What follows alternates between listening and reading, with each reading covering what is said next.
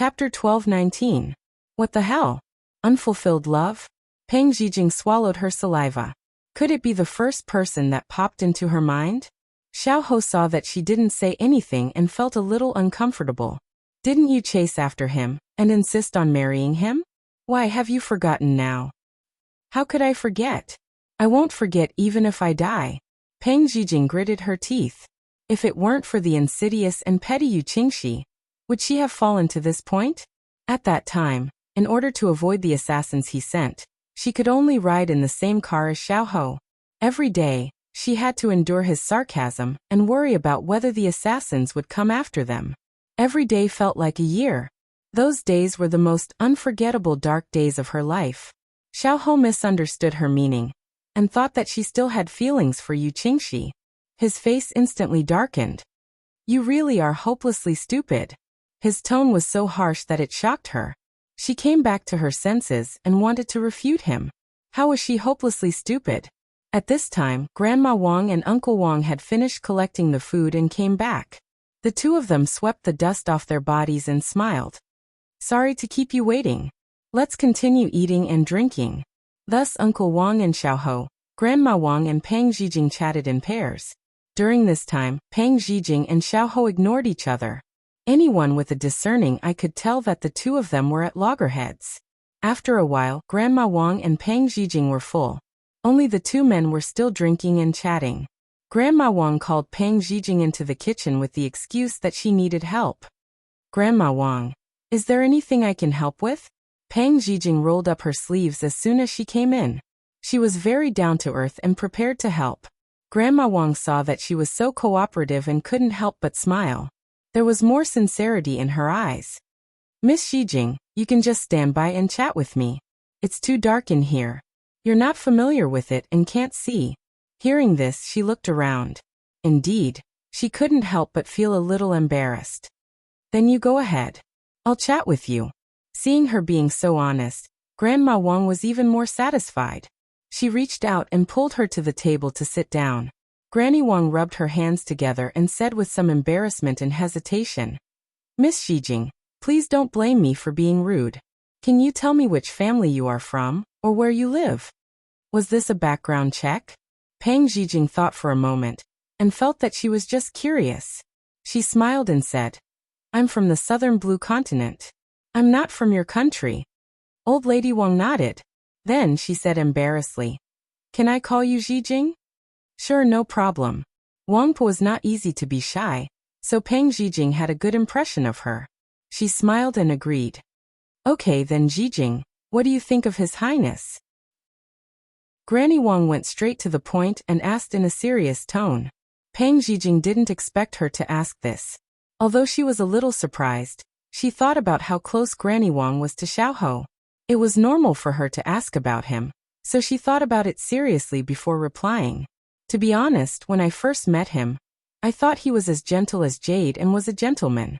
But after interacting with him for a while, I realized that he was a wolf in sheep's clothing. He bullied people without any discussion. Also, his temper is weird. He's evil to the core, and doesn't know how to take care of women. Peng Zhijing rested for a moment after saying a lot of bad things about him. Suddenly, she felt that it wasn't good to say these things in front of someone close to him. She looked up and saw Granny Wang waiting for her to continue. She couldn't help but stick out her tongue and continue. However, after getting along with him for a long time, I realized that he wasn't living a happy life. He didn't have any friends, relatives, or lovers by his side. He lived alone. He liked to scheme and tease people, but he had his own reasons. After saying the first part, she realized that she still had a lot of thoughts about him in her heart. He was a filial person. Every year on the anniversary of his mother's death, rain or shine, he would go and accompany his mother. He never told anyone about the pain in his heart. He silently endured the separation of life and death, the joys and sorrows of life. Sometimes, when I saw him wearing a mask and pretending to be the sickly Prince E, I felt sorry for him. But I couldn't help him. Maybe he didn't need my help. In the end, she felt that she was useless. She couldn't help at all. As expected, she could only stay away from him and be an idle worm. When she lowered her head and complained, A gentle hand was placed on her shoulder. She looked up and met Granny Wang's gentle and kind eyes. Zijing, it's not like that. Granny Wang withdrew her hand and said slowly, from the first time I saw you, I felt that you had a special place in His Highness' heart. Every time he came, he was alone, not to mention bringing a girl. And along the way, he was very accommodating to you. He was worried that you would fall, and would tell you how to avoid the potholes. Even at the dinner table, his eyes never left you. This is the first time I've seen His Highness like this. Pang Zijing listened to her, and felt that she didn't feel that Xiao was special to her at all. But Granny Wang spoke so sincerely that she couldn't help but think back. Along the way, other than his poisonous tongue, he really didn't treat her badly. Granny Wang saw that she was lost in thought. She smiled and looked at her for a while before talking to her about Xiao's past. Actually, His Highness did have a hard time for so many years, especially the year when Miss passed away. Granny Wang was lost in her memories. In that cannibalistic palace, it was already not easy for Miss to survive as the daughter of a guilty official. She also had to take care of a child. That was one disaster after another. That year, when I saw Miss, who was as thin as a stick, my heart ached. But Miss left in a hurry after giving me some instructions. She said that she might not live past this winter. She hoped that if there was a chance in the future, you could help her take care of His Highness. She was worried that something would happen to him when she wasn't around. But since that time, I haven't seen Miss and His Highness again. It wasn't until 8 years ago that I saw a child who was more beautiful than a fairy holding a stove on a hot day, and standing in front of the door in a coat. I thought I saw Miss, who was still carefree in the manner. Later, I found out that he was Miss's child.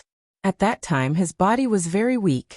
Although he has recovered now, at that time he couldn't leave his cotton-padded jacket even in the summer.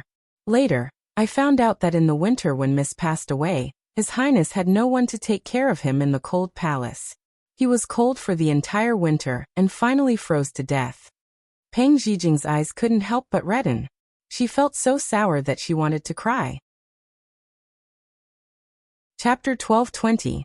It turned out that despite his strong appearance, he still had to endure the pain of losing his mother when he was young. He also had to accept the loneliness and sorrow of being abandoned by the entire world. It was hard for her to imagine how a 6-year-old child, in an empty palace without any heating, could survive that winter day. Just how strong was his willpower to support his young heart? At this time, Wang Pa choked and sighed deeply. Her voice still contained the disbelief of the past. Do you know what His Highness said to me when he stood at the door with a little childishness on his face? He smiled and said, Wang Pa, please live well, live until the day I take revenge with my own hands. 8 years ago? Wasn't Xiao also in his teens? Pang Zijing was stunned for a moment. Could it be that people who had experienced great changes would be reborn and mature early? Was that why he was like this now? Wang Pa shook her head and said sadly, Zijing, can you imagine? His Highness was so beautiful that people couldn't take their eyes off him, but he smiled and said that he would take revenge. At that time, my heart ached. How did His Highness survive those years? And since I met His Highness, I have never seen him shed a single tear. When he was sad, he smiled more happily than anyone, but in fact, his heart was more painful and lonely than anyone else. She was silent. She recalled the days they had spent together. She had indeed rarely seen him laugh out loud, nor had she seen him genuinely happy. All this time, he had been using a gentle smile to hide his true emotions. Wasn't it tiring to live with a mask on? The hatred of his mother's death was irreconcilable. It was hard to imagine that at such a young age, he had made up his mind to take revenge and persevered for 8 years. What kind of strong willpower supported him? Fortunately, his willpower was strong. If it were someone else, they would have been driven crazy long ago. She suddenly remembered that at that time, she had mistakenly given him an aphrodisiac as an anesthetic, but he was actually fine. He had once mocked himself and said, Do you think that if you want to survive in the palace, you can survive until now without the ability to protect yourself? I have been testing drugs since I was young. I dare not say that I can deal with all the anesthetics and aphrodisiacs in the world, but in my eyes, those drugs on the market are not enough. Those words that he had said but she had never paid attention to suddenly appeared in her mind. It turned out that he had suffered so much in order to survive. Yet, she kept criticizing him for his shady methods and for being cunning and taking advantage of loopholes. In fact, at that time and in that place, if he hadn't been ruthless to himself and others, he wouldn't have been able to survive until now. Then who poisoned Luo Guerin back then? Who is he looking for to take revenge on? She finally thought of the most important question and hurriedly asked Wang Pe. It's Empress Liang. Wang Pe, who had always been gentle and kind, showed a hint of hatred on her face. Empress Liang? Isn't that the mother of the King of England, Xiao Su? Pang Zhijing was stunned. Empress Liang is very jealous. Any woman who is close to His Majesty, as long as they are not formally brought in from outside, will use methods to eradicate them. That year, because my young lady gave birth to His Highness, she got rid of her identity as a palace maid, but she was still guilty. At that time, His Majesty didn't pay much attention to the mother and son, which gave Empress Liang the opportunity. My young lady's health has not been very good since she entered the palace. She had people poison my young lady's medicine. My young lady's body accumulated little by little without her knowledge until finally, there was no cure.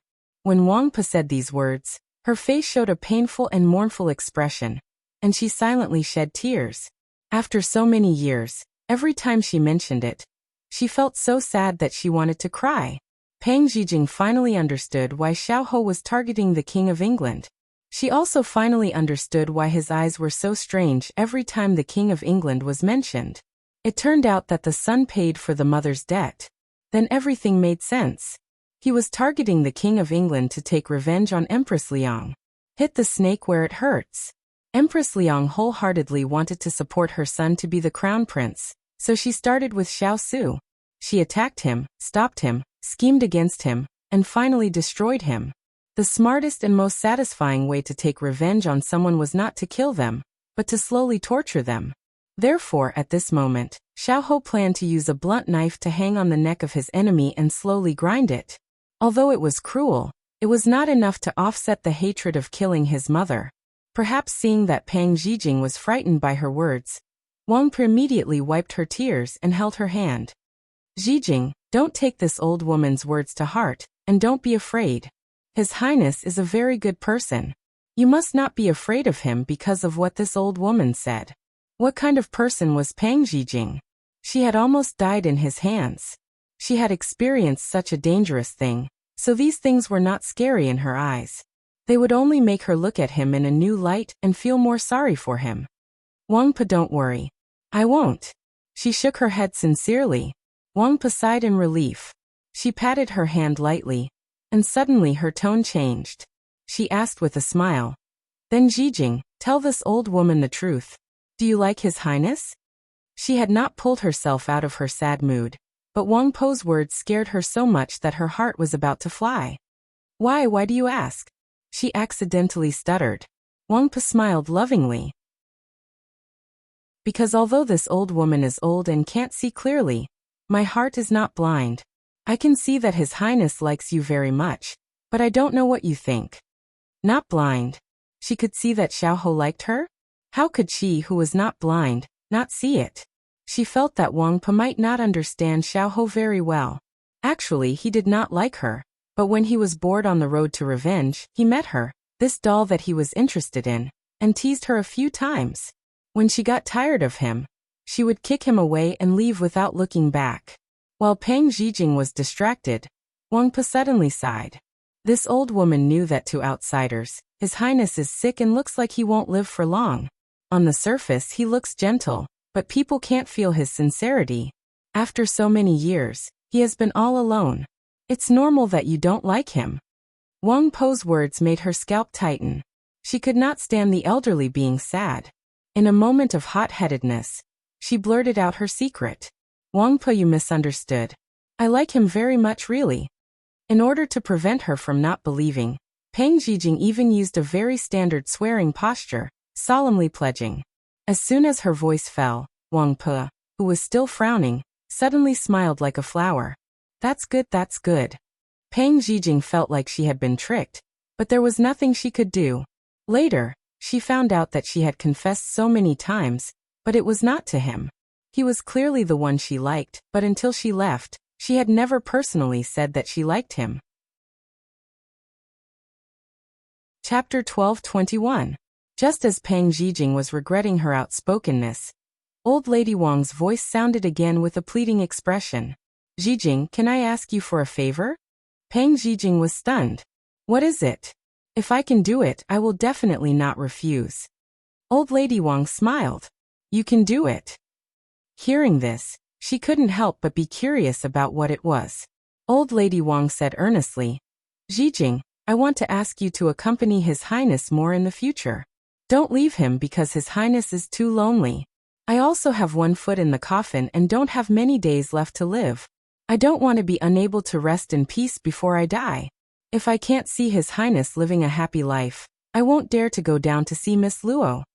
Pang Zhijing didn't expect this to be her request. She and Aunt Luo were really master and servant. What they said was exactly the same. She really wanted to tell Old Lady Wang that Miss Luo had already reincarnated and wouldn't be able to see her. But she knew that this was Old Lady Wang's wish.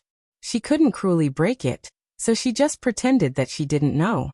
Pang Zhijing felt that this was too difficult and couldn't help but say, Old Lady Wang, it's not that I don't want to agree, but I can be quite unreasonable sometimes.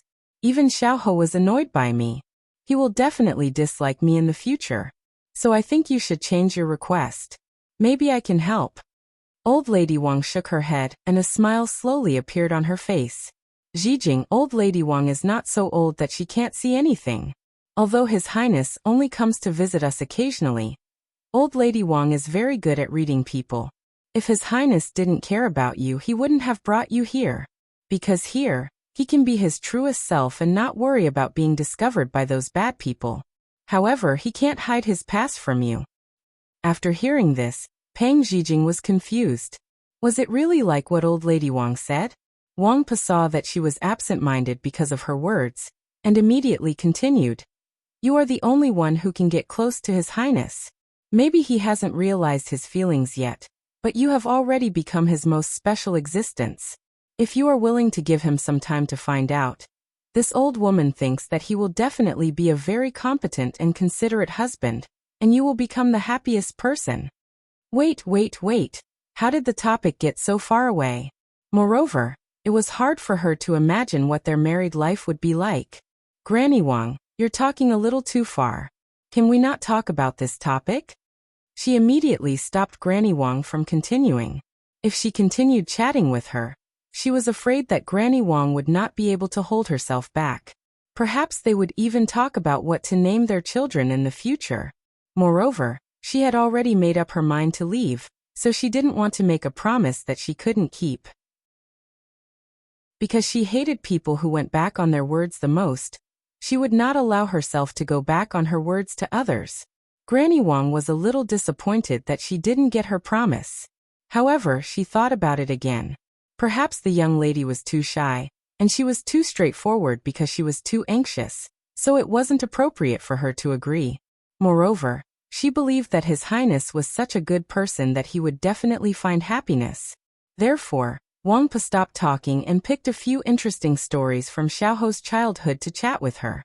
Only then did Pang Zhijing breathe a sigh of relief. She had finally escaped a calamity. Because on the way, she helped Granny Wang bring some beans to go with the father and son's wine. Before leaving, she saw that he was drinking wine. She mischievously leaned close to his ear and whispered, You were so angry just now. Were you jealous of Yu Qingxi? Cough cough. Xiao choked on a mouthful of wine and coughed miserably. Seeing this, Pang Zhijing immediately slipped away. Otherwise, she would be skinned alive by him later. Xiao coughed until his eyes were hazy with tears. From the corner of his eye, he caught a glimpse of a certain person's fleeing figure. He secretly decided that when he had time, he would definitely let her taste the taste of regret. Because of what happened just now, Pang Zhijing didn't dare to go out. She was afraid that she would be reprimanded the moment she went out. So she pulled Granny Wang to talk about him. Unknowingly, it was late. Seeing that it was already late at night, Pang Zhijing yawned. Only then did she dare to go out with Granny Wang to see how the two of them were drinking. Originally, she was worried that he would give her the cold shoulder if she went out, but she saw him leaning against the wall and holding his head as if he had fallen asleep. Uncle Wang at the side pointed at Xiao cheerfully and said, "His Highness's alcohol tolerance is too poor today. He drank too quickly. I don't know who he was competing with, but he got drunk all of a sudden. This old man drank even more than him. Look, he's still sober now." Peng Zhijing looked at Uncle Wang, who was dancing and swaying. The corner of her mouth twitched. "That's right. Drunk people would always say that they weren't drunk. Then what do we do now? He's so drunk. How are we going to go back?" No one had brought any guards or servants with them when they went out today. She originally thought that he was a person with self-control and wouldn't get drunk. Who knew that he was as drunk as mud now? She had a headache. "That's easy. We'll rest here tonight.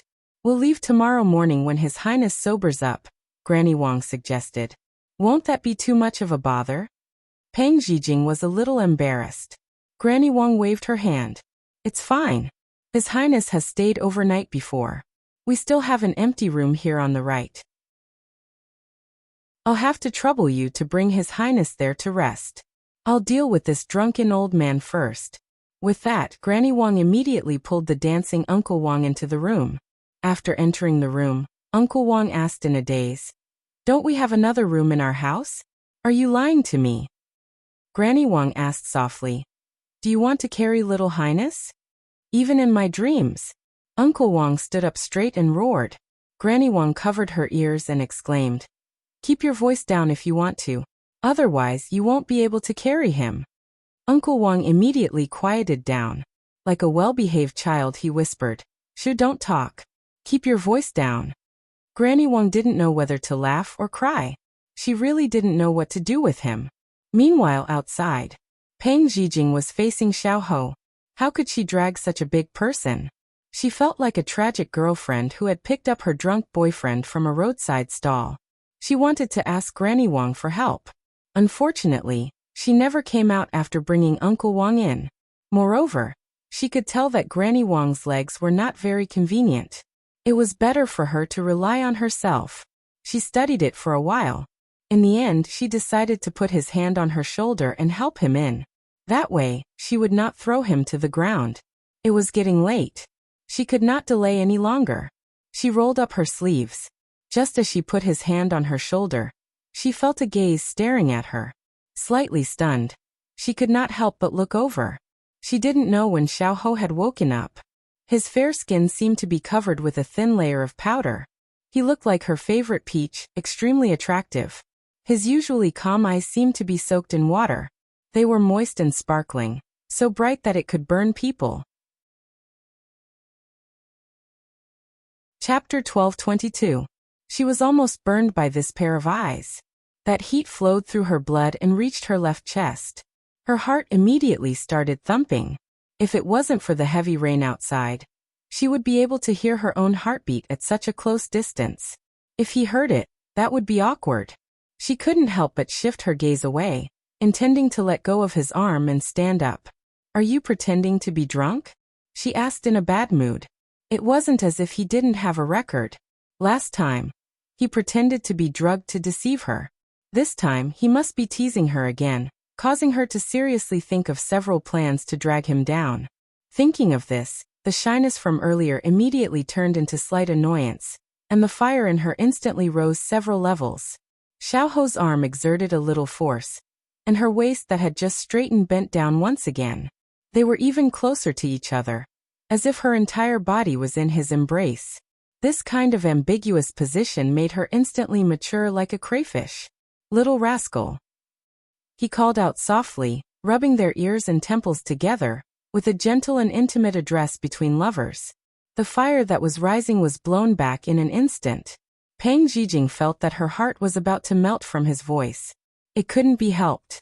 She had never had any resistance towards pleasant voices, because she was a genuine voice and face fetish. But when she came back to her senses, her face was gloomy. What kind of address was little rascal?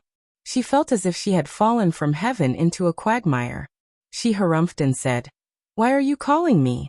Her misty eyes suddenly sharpened, and her tone became solemn and serious.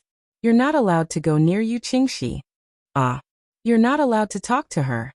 You're not allowed to rekindle old feelings. After saying no 3 times in a row, Xiao, who had revealed his overbearing nature after getting drunk, finally tilted his head and gave himself to her. He closed his eyes, and there was still a smile on his lips, looking very happy. However, Peng Zhijing was currently in a daze. What the hell? What was going on? Hey, explain yourself. She really wanted to wake him up, but he had already fallen asleep. No matter how she shook him, there was no reaction. I really want to throw you here, she muttered hatefully. But in the end, she still couldn't bear it and reluctantly helped him up and sent him into the room. He was too tall, and the man's skeleton was placed there. She couldn't even support him, but there was a breath of air in her heart that supported her. She grumbled as she walked. I can't wait to get as far away from that Yu Qingxi. Who knows if he'll rush over and kill me? He's talking to me, but I don't care. I'd rather talk to the wall than waste my saliva on him. Rekindling old feelings my ass. The original owner of this body must have been blind to fall in love with such a sanctimonious, but vicious person. She muttered to herself. She didn't even realize that every word she said was an explanation and a guarantee to him. It was as if she was a girlfriend declaring her loyalty to her boyfriend. It was a short distance, but it took a lot of effort to half carry and half drag him into the room. As soon as she put him down, she collapsed onto the couch in exhaustion. That's too much. In the future, when I'm around, I'll definitely not allow you to drink. If you insist on drinking, then I'll hide far away and see what you can do. She didn't dare to threaten him face to face, but now she could properly vent. It was a pity that she really didn't have any strength. She could only rest for a while and continue later. The fierce wind outside had lessened quite a bit, but with the heavy rain pouring down, the stuffy air was immediately swept away and there was a bit more coolness. It was a pity that the sound was too loud. When it fell on the tiles, it made a crackling sound. They both had to rely on shouting to speak, but for some reason, it gave people an incomparably peaceful feeling. Away from the imperial court, away from the struggle, away from the plots and plots. Everything seemed to be as ordinary as the days of a commoner's family. She looked at the house. Although it was very old, it still stood tall in this kind of heavy rain. Sometimes she felt that life didn't need to be grand and magnificent, didn't need to eat exotic delicacies, and didn't need silk and satin. As long as there was a house that could shelter you from the wind and rain, and the person you liked lying next to you, you could sit and watch the flowers bloom and wither, and the clouds roll and unfold. She turned over and happened to be facing him. His light eyebrows were like autumn water, and his deep eyes like the sea were covered. His long and curly eyelashes were clearly visible, making people feel that his entire appearance was exquisite. The ends of his eyes were deep and long, and the ends were slightly curved. When she closed her eyes, she realized that he had such a charming side. It was just that he always had a fake smile on his face, so the beautiful ends of his eyes were not revealed. When they quietly faced each other, she couldn't help but imagine his usual appearance on his face. When he smiled, he was confident and elegant. When he was deep in thought, he was as gentle as jade. When he was angry, his eyes were sharp. She couldn't help but feel a little wronged. Why was he so gentle to others, but sometimes he was angry with her, sometimes he criticized her, and sometimes he was cold and ignored her? She didn't provoke him, but he always found trouble with her. Thinking of this, she couldn't help but reach out and poke his face as punishment. She had wanted to do this for a long time. But when she poked him for the first time, wow, it was so soft. Continue. Poke. Then the person in deep sleep seemed to be disturbed. He casually grabbed her naughty finger and wrapped her entire hand in his palm. He frowned slightly and muttered, "Stop it." From his tone, it seemed like he knew that she was the one who was causing trouble. She immediately put away her thoughts and didn't dare to tease him anymore. Who knew if he would remember when he woke up tomorrow? There was nothing to do, and there was only one room. Fortunately, he was asleep, so she could find a random corner to sleep for the night. Anyway, she wasn't a real princess and wasn't that delicate. The cool breeze from outside blew in, bringing with it moisture. Her sleepiness was blown away quite a bit, and unfortunately, she became more and more awake. She thought back to the fruit wine she drank before. It seemed to have the effect of nourishing and beautifying her. She felt warm and comfortable now. When there were no distractions in her mind, she would start to think about life. This was her habit. Her gaze fell on Xiao Ho, and the words that Granny Wang said to her today echoed in her ears. She imagined herself when she was 6 years old. She was being pampered by her parents and acting like a tyrant in the neighborhood. Parents would often bring their children to complain about her. Her parents would always harshly criticize her in front of outsiders, but after they left, they would call her darling and darling. So she had a stark contrast. She felt more and more that he didn't have a happy childhood. There was only danger and hunger. The image of a 5 or 6-year-old child wearing thin clothes, curled up in a corner, and looking outside at the university floated in front of her. Her eyes couldn't help but moisten. In the end, she couldn't help but reach out and hug him. She wished that when you were 6 years old, she could accompany you by your side, give you warmth, and not show such a sad and lonely gaze. There were so many helpless things in life. If she could be a step earlier, or a step later, would it be better? Chapter 12:23. She smelled the medicinal fragrance on his body. In the past, she always thought that he was pretending to be sick, so he put effort into his clothes. It was not until tonight that she learned from Nanny Run that he was sick all over before leaving the cold palace. If it was not for his tenacious perseverance, he would have frozen to death in that winter. After leaving the cold palace, he recuperated for nearly 5 years. He used the strongest medicine and endured the most painful treatment to cure his body. However, even if he was cured, the medicinal fragrance on his body would remain forever. She realized that she did not understand him at all before. He was like Pandora's box. Once she opened it, there would always be wonderful discoveries. She also realized that the more she understood him, the deeper the fetters in her heart. Her feelings for him were also slowly deepening, as if she did not want to leave him. She closed her eyes, took a deep breath, and opened them again. All good things must come to an end. People who loved each other would not necessarily be together in the end. Not to mention unrequited love. She smiled softly and murmured in a low voice. Your mother wants me to accompany you, Nanny Ren wants me to accompany you, but you definitely don't want me to accompany you. That bitch warned her in the palace. How could she still have the extravagant hope of staying by his side? Although I did not promise them, I can reluctantly accompany you for a while before I leave. This way, you will become more and more impatient with me, and when I leave, you won't feel reluctant to part. She was the one who fell in love first, so it was up to her to end this unrequited love. She hugged him tightly and buried her head in his shoulder. Tears slipped from the corner of her eyes.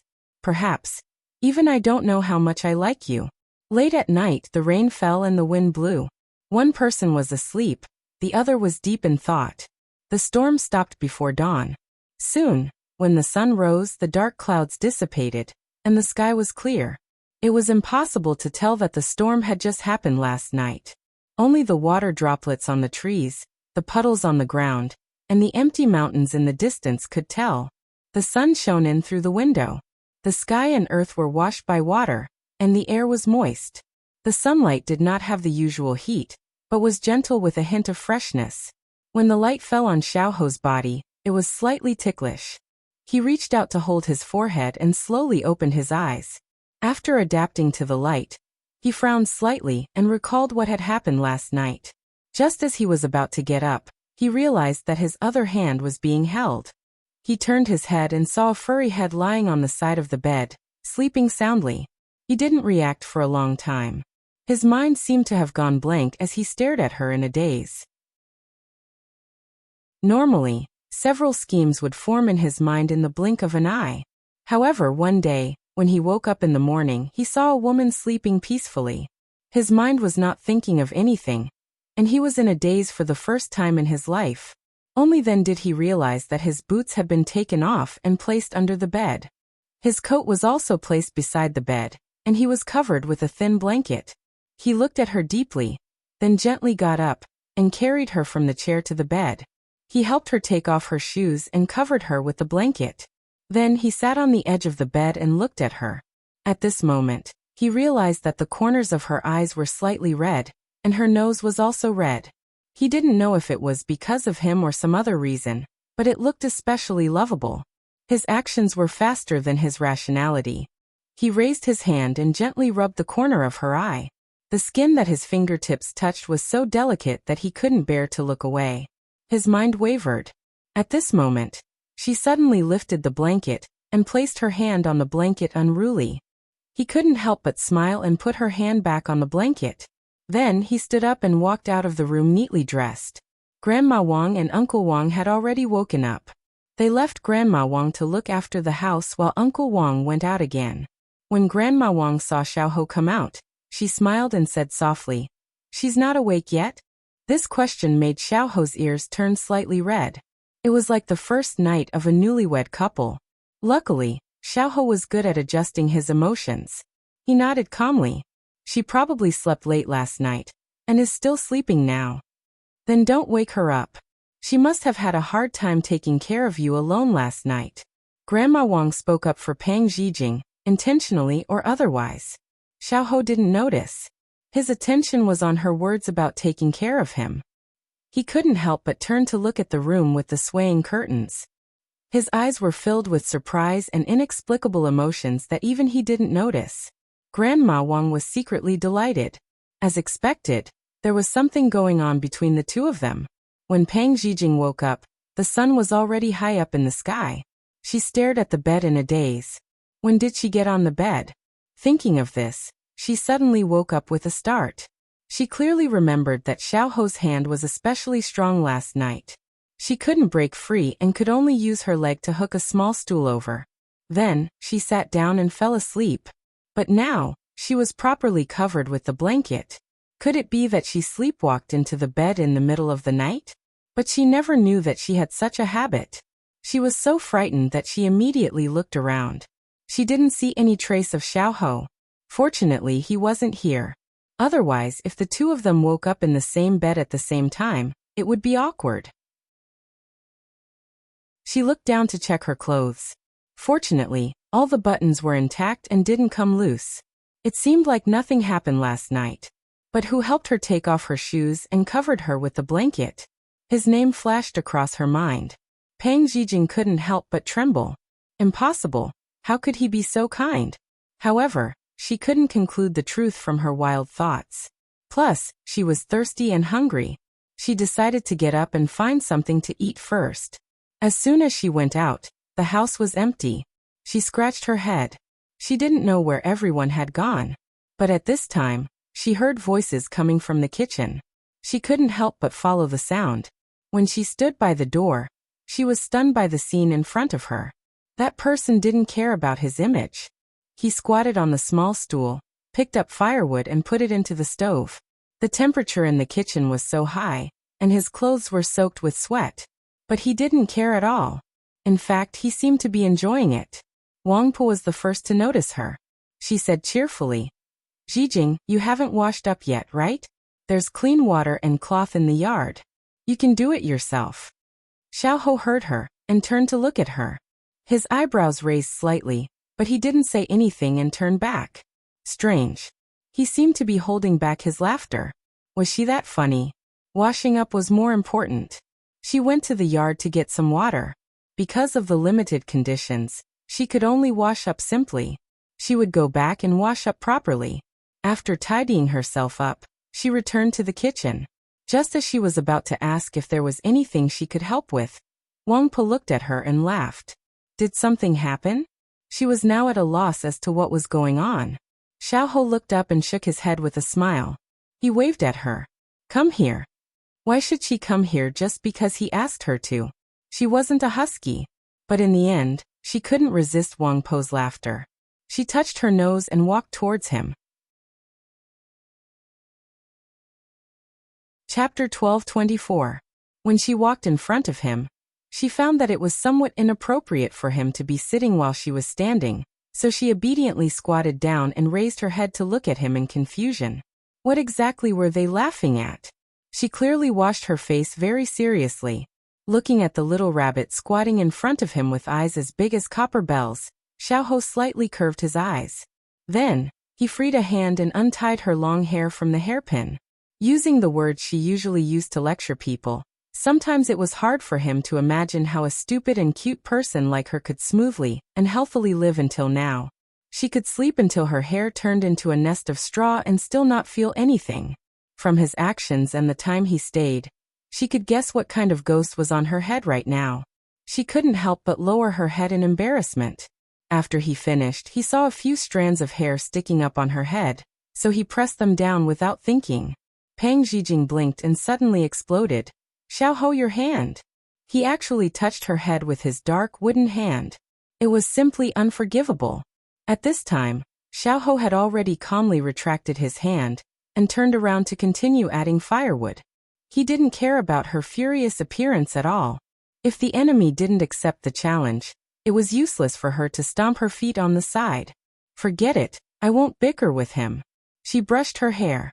Seeing that everyone was busy, she couldn't help but ask Nanny Run. Is there anything I can help with? Nanny Run was on the side and had been watching the interaction between the two.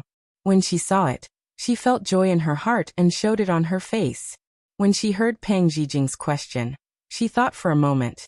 Can you help this old woman pick some vegetable leaves? That's easy. She rolled up her sleeves, took the basket, and went outside to the courtyard without another word. Hearing the movements in the courtyard, Nanny Run looked at His Highness, who was controlling the fire, with a smile, and pretended to carelessly say, Your Highness, where did you find this girl? She's kind, lively, and cute. This old woman hasn't seen such a naive girl in a long time. Xiao Ho's hand that was holding the branch paused for a moment before he continued to touch the fire. She fell from a tree. Although these words did not reveal Pang Zhijing's identity, it was undeniable that when they first met, she had fallen into his arms. Granny Run was amused. It seemed that their encounter would be very interesting. What does your highness plan to do with this girl in the future? That's all. In the face of someone who truly cared about his mother, Xiao was a little embarrassed to talk about the marriage between the two of them. If it was something else, Granny Run might not ask anymore, but this was a major event related to His Highness's life. There was no elder in the Wangfu who could help him manage it, so she couldn't help but ask until the end. In any case, her old face was not thin. Are you planning to take her into the prince's mansion? Granny Run continued to ask. Xiao felt a headache coming on.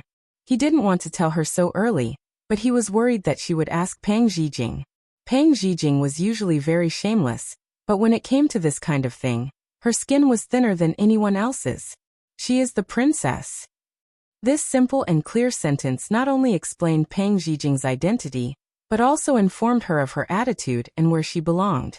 Granny Run was pleasantly surprised. Previously, there was a rumor that His Highness had become the prince consort.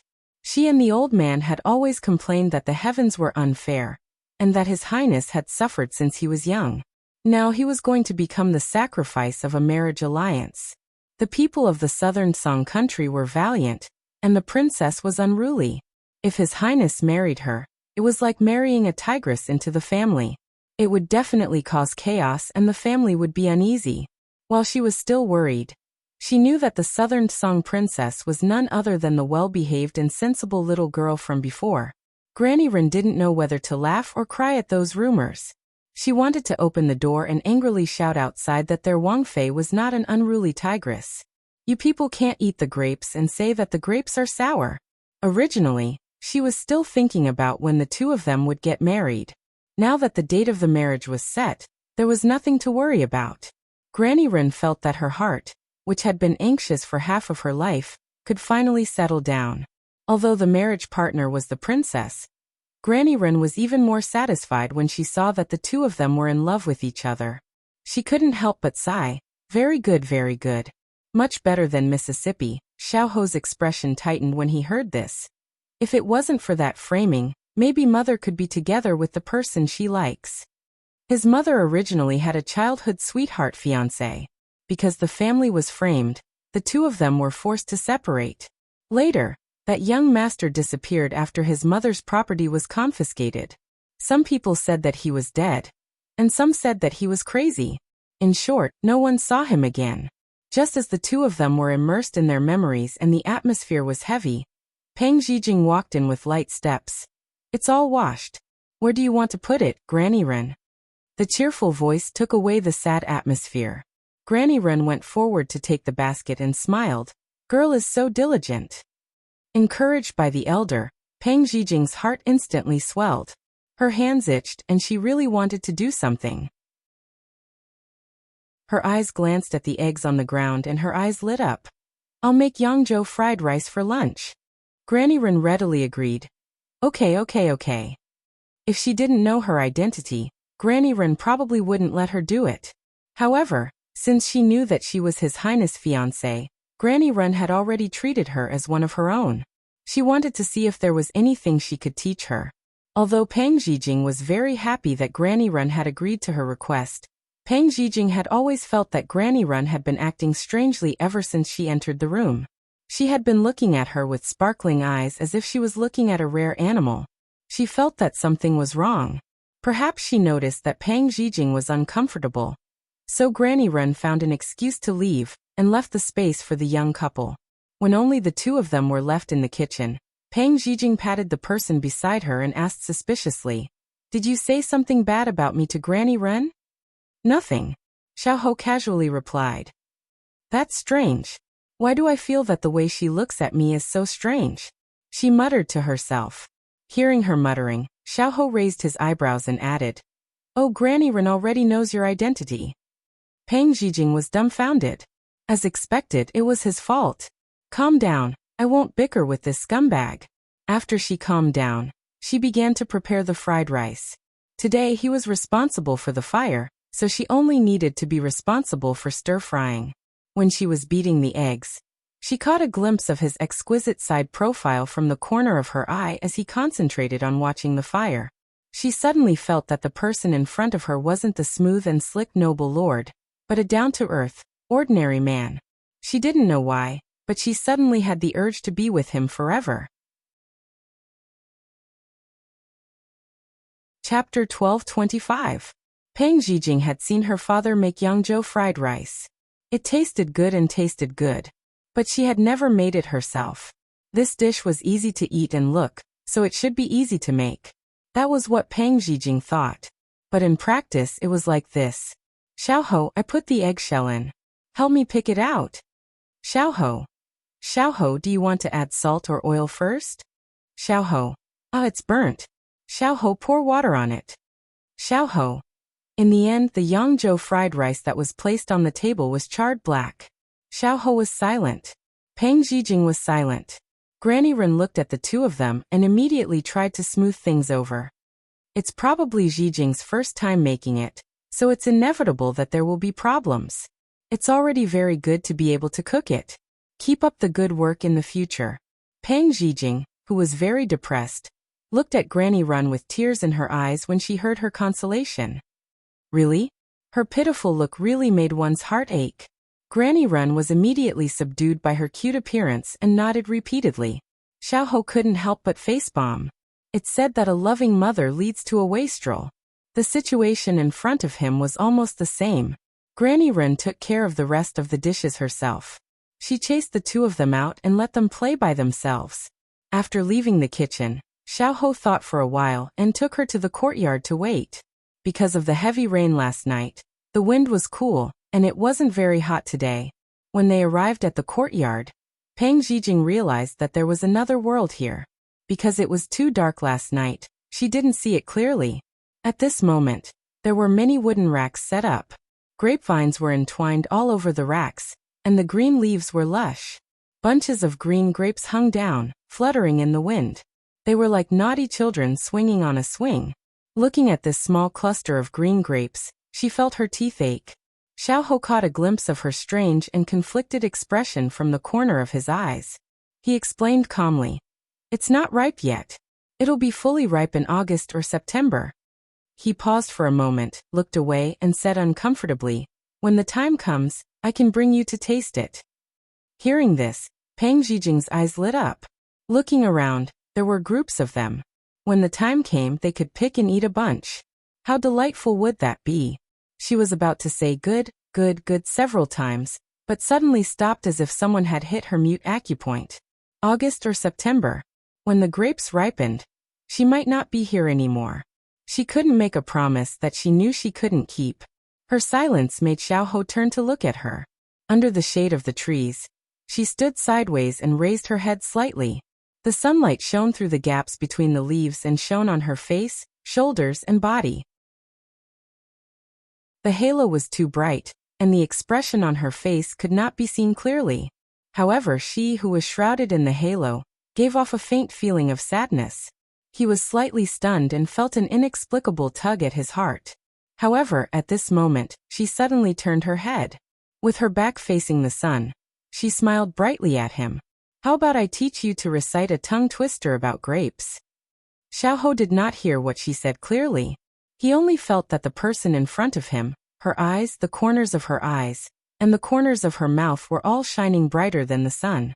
For a moment he could not look away. In the warm summer sun, in the gentle breeze, he heard her clear voice passing through the cool breeze and moving around. Listen carefully, I'm starting. Green grapes, purple grapes. Green grapes are not as purple grapes. Eat grapes without spitting out the grape skin. Don't eat grapes without spitting out the grape skin. Don't eat grapes without spitting out the grape skin. Eat grapes without spitting out the grape skin first. Actually, this was the only tongue twister she knew. When she participated in the kindergarten competition, she had picked this question, and it left a deep impression on her. At this time, she could use it to fool people. Green grapes, purple grapes. Just after she finished showing off, Xiao's low recitation sounded in her ears. He slowly sped up, his enunciation was clear, and his pronunciation was perfect. He was even faster and smoother than her. Pang Zhijing's mouth twitched. This was an instant kill. After Xiao finished reciting, he turned to look at her and said, "Interesting. Is there anything else?" Pang Zhijing was dumbfounded. She should not have taken it out to show off. "Your Highness, Zhijing, it's time to eat." At this moment, Granny Ren's voice saved her. I'm coming.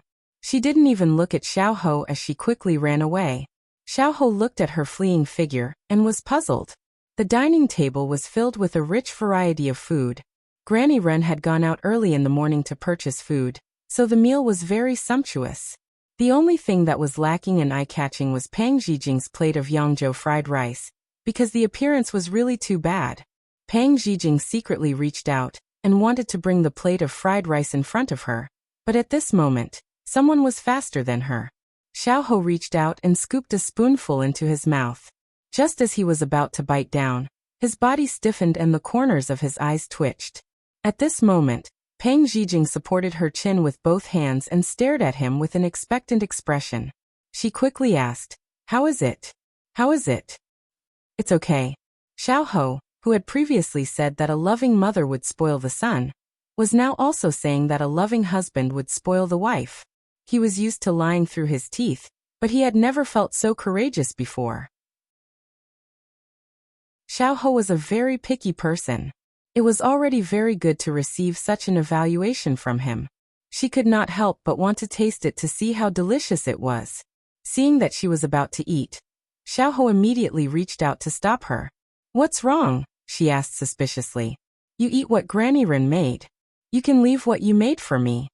Xiao placed the bowl of fried rice in front of him and said without changing his expression. She thought that it was because her cooking was too delicious and he was unwilling to share it with others. Pang Zhijing nodded with understanding. She waved her hand and said generously, "Okay, it's your reward." Xiao let out a sigh of relief. Perhaps even Xiao himself did not realize that he had unknowingly spoiled her. And Granny Wang witnessed this scene as a bystander. She was surprised and happy. His Highness also learned to dote on his wife. It was worthy of celebration. Because Uncle Wang came back rather late, the three of them ate first. At the dining table, Granny Ren was very enthusiastic. She kept putting food in Pang Zhijing's bowl as if she was her own daughter. This made Pang Zhijing very touched. Seeing Xiao eating the food she made, she was very happy and ate a lot. At this moment, Uncle Wang came back. Under everyone's greetings, he washed his hands and came over to eat. Uncle Wang saw the plate of fried rice at a glance and unceremoniously scooped a mouthful into his mouth. Because his speed was too fast, no one expected it, and Granny Wang could not stop him in time. Pang Zhijing, on the other hand, was looking forward to being praised. However, Uncle Wang spat out the rice in his mouth. He complained as he gulped down water. "Old woman, are you old and dim-sighted? You even fried the eggshell and added so much salt. Are you trying to beat a salt cellar to death?" Xiao Ho face-bombed. All his efforts were for naught. Pang Zhijing looked at Xiao Ho dumbstruck. Chapter 1226. After saying goodbye to Grandma Wang and Uncle Wang, Xiao Ho and Pang Zhijing took the wine jug and slowly walked back the way they came. At this time, Pang Zhijing's mood was very low. She still hadn't recovered from the failure of the fried rice. Xiao Ho walked a few steps and found that his ears were too quiet. It turned out that little rascal had stopped talking. "What? Are you still angry with me?" Xiao Ho could not help but laugh. Pang Zhijing glared at him resentfully. "Why don't you tell the truth? Are you happy making me look bad?" Xiao Ho rubbed his eyebrows. "Do you think it's fun for me to make you look bad?" When she heard this, she thought about it, and it didn't seem to be fun. Moreover, he ate a lot of that fried rice by himself. Later on, she tasted it, and it was indeed a dark cuisine among dark cuisines. She suddenly lost confidence in her cooking. And for him to be able to eat so much without batting an eyelid, he was simply too strong. If Uncle Wang didn't come back and expose him, he probably would have finished it.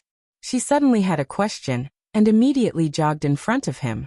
She stared at him and asked suspiciously, "It was clearly so disgusting. Why did you lie to me and eat it?" Xiao Ho looked at her as if she was an idiot. She actually couldn't think of such an obvious reason. What a blockhead. He shook his head, looking like a child who couldn't be taught. Then he walked around her and walked straight ahead. Just like that, she was completely ignored by him. Pang Zhijing was stunned and immediately chased after him. "Hey, are you going to tell me or not? If you don't tell me, I'll keep bothering you." Xiao Ho was annoyed by her tenacity. He stopped and looked at her. "I don't want to discourage you from cooking. Are you satisfied with this reason?" Then, while she was still in a daze, he walked around her again, and continued walking. Pang Zhijing came back to her senses and chased after him while saying, "Xiao Ho, you're despicable. Don't expect me to cook for you in the future. This princess doesn't do household chores. I won't wash my hands and make soup for you." Xiao Ho didn't even bother with her. As she spoke, she also felt that it was meaningless. In any case, she would not be by his side in the future. Whoever was willing could wash their hands and make soup for him. However, she still had a question in her heart, and her tone became much more serious. "Since you treat Wang Pu and Wang Shu so well, why don't you take them into the Wang Fu to live?" Xiao Ho sighed softly. "A long time ago, I wanted to take them to the prince's estate to retire, but they said that they were already used to their current life and didn't want to change places. I couldn't force them, so I occasionally came to see them." "I understand. It's just like how people don't want to move after living in the same place for a long time. The old people in my hometown worked hard for their children all their lives. In the end, when their children wanted to take them in to enjoy life, none of them were willing. They said that they were more willing to stay in their hometown where they had friends and family, and a familiar environment. So just follow their wishes and visit them often. Don't let them become empty nest old people." She was rather moved because her grandparents were just like that. They had always stayed in the small village, and were unwilling to go to the city to live with them. They could only go back to accompany them during festivals. The speaker didn't mean it, but the listener did. Xiao Ho felt that with her status and experience, she shouldn't have such a deep understanding. But he didn't ask directly because he knew that even if he asked, she wouldn't say. Even if she said it, it might not be true. After being together for so long, he already knew what kind of personality she had. "But you don't have to worry. After they get married, they will move into the Wang Fu and accompany you." She had been walking well, but when she heard him say this, she almost tripped over herself. "What did you just say? Say it again?" She started to doubt her ears. Xiao Ho hadn't thought that she would have such a big reaction. Raising a brow, he told her what he had said to Wang Pu in the kitchen. "Wang Pu feels that she is old, and wants to spend more time with us. But I feel that her main reason is to help you gain a foothold in the Wang Fu. She used to be my mother's wet nurse, and at the same time, She was responsible for managing the size of the inner yard. If she is by your side, I will be more assured. Hearing this, she felt slightly guilty. When you secretly prepared your luggage and were about to leave, everyone was planning for you. She suddenly felt that she had let them down. This feeling, it was as if she had done something treacherous. Xiao felt the change in her mood. Thinking of her and Chu Qingyan's plan, he sneered. He didn't care about this matter at all, because he didn't believe that she could escape from his grasp. Later, when he thought of his thoughts today, he realized how conceited and stupid he was. Because these roads were relatively secluded, and there weren't many people coming and going, plus the two of them were wearing veiled hats, no one could recognize their identity. They would only feel that the man and woman walking from afar, whether it was in appearance or temperament, were so compatible. When they reached the fork in the road, there was a bustling street ahead. Pang Zhijing felt that there were passers-by peeking at the two of them everywhere. She couldn't help but feel that walking with him was like following a moving, sparkling planet. Although she usually did things in a high-profile manner, she was still a low-key person. Thus, she had the idea of parting ways with him. Before she could finish speaking, a group of children suddenly ran over, chasing each other. One of them didn't look where he was going and directly bumped into her. She was spun around on the spot and fell to the ground. Seeing this scene, Xiao couldn't get past the group of children to save her. He could only watch as she fell to the ground. Sorry. That child got up from the ground and apologized as he ran away. Pang Zhijing sat up from the ground. Her hands rubbed against the rough ground, burning with pain. She frowned as she looked at the group of children running away quickly. The corners of her eyes couldn't help but twitch. This group of naughty children. Xiao walked in front of her and squatted down to her level. How is it? Can you stand up? I'll try. Just as she was about to stand up, one of her ankles couldn't exert any strength, and she fell to the ground again. Xiao Su saw her pained expression and immediately lifted her trousers. He found that the old injury seemed to have relapsed and was red and swollen. It really is an incurable disease. Pang Zhijing looked disheartened. Xiao thought for a moment, then stuffed the wine flask in his hand into her arms. Then with his back facing her he said, "Come up." Pang Zhijing looked at the wine flask in her hand, then looked at his shoulders that didn't look broad, but were actually very muscular. She hesitated for a moment, then climbed up on all fours. What a joke. She couldn't even walk now, not to mention that there was no one here. Could being reserved feed her, or send her home? Xiao Su carried her on his back and walked back. What were you saying just now? He asked. Pang Zhijing blinked and played dumb. Did I say anything just now? My memory hasn't been very good recently. I'll tell you when I remember. Xiao revealed an understanding smile. He lifted her up a little and walked home unhurriedly. Chapter 12:27. Xiao carried Pang Zhijing on his back as they walked through the bustling streets. When the pedestrians saw the two of them being so intimate, they all thought that they were a young couple, and all looked at them with envy. Pang Zhijing held the wine pot in one hand and his neck in the other. Because her ankle was in too much pain, all of her attention was on her foot, and she did not notice the stares of the people around her. Xiao felt that her breathing was becoming faster and faster, so he guessed that it was because of her injury. There was still a long way to go, and if he found a carriage, he was afraid that his identity would be exposed, so he planned to use chatting to distract her. What color do you like? The pain in her ankle was very bad and her forehead was covered in sweat. When she heard his words that did not make sense, she did not have any extra thoughts to think about it as she casually replied, "Pink. When the time comes, I can have someone decorate your room in pink. Forget about my room." He was a man, and if his room was filled with this kind of girl's color, it would be suspected of his sexual orientation. Although the two of them would be in the same room in the future, he would allow her to have her own room. She could tell that he was trying to distract her. Pang Zhijing was a little moved and did not want to waste his efforts. She tried to ignore the pain and chatted with him. This way, if we quarrel, I can go back to my own room. Isn't this like going back to my mother's home? After she said this, she laughed to herself. Xiao heard this and frowned. If she closed the door to her room when she was angry, based on their interactions, wouldn't she often go back to her mother's home? Therefore, he silently crossed out that room in his heart. He did not mind her changing his room. As long as it was not too excessive, he did not mind. The person who was secretly laughing at this time did not know that because he was worried that she would lock the door, Xiao had already taken away her right to her own room. The housekeeper is in charge of the social activities in the mansion. If you have nothing to do in the future, you can participate. The people in the backyard are relatively simple. Except for the maids and manservants, there is no master. Everyone is responsible for you and me. If you feel bored alone, you can bring the maids to go shopping or make some friends. I won't interfere. In another 20 days, it would be the wedding day. Xiao realized that he had a lot of things to tell her. Because she came from the southern blue continent, there were a lot of etiquette here that she didn't understand. Therefore, he was considering whether or not he should find a few teaching mamas from the palace to teach her. Because of the pain in her leg, she didn't want to waste energy talking, so most of the time, he was talking while she listened.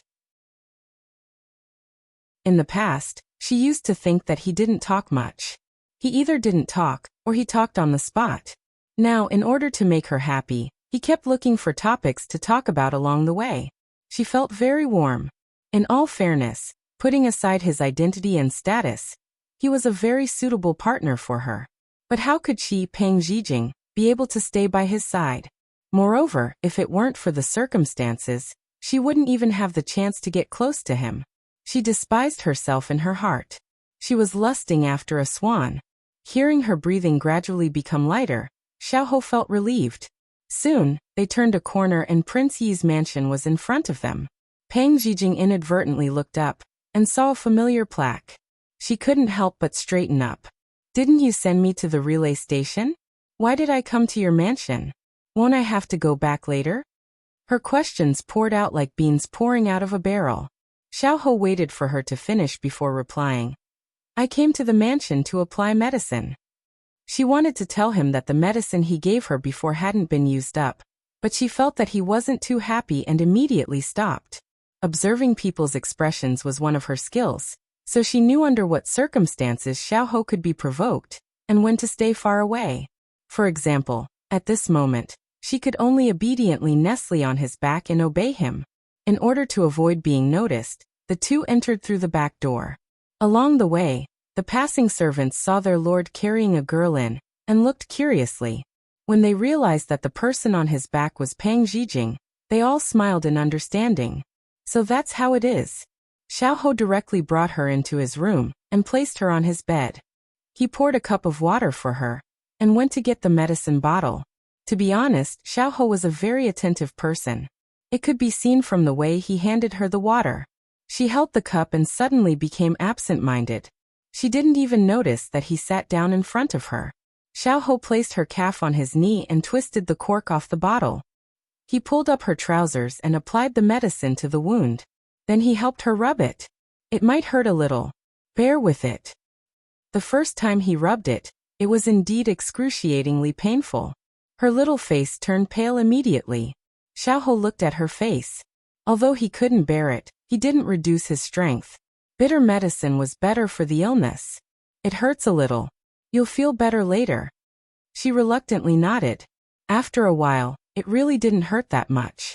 Xiao remembered the doctor's instructions. Because her ankle wasn't treated in time, and the medicine was used improperly, it left behind a root cause. If it wasn't treated properly, it would relapse once she twisted it. Thus, he patiently helped her circulate her blood and remove the blood stasis. A serious man was the most charming. Peng Zhijing watched as he lowered his head and carefully rubbed her ankle. Ripples appeared in her heart. There was a question that had been hidden in her heart for a long time. At this time, she couldn't help but ask. Xiao, what is your motivation to live now?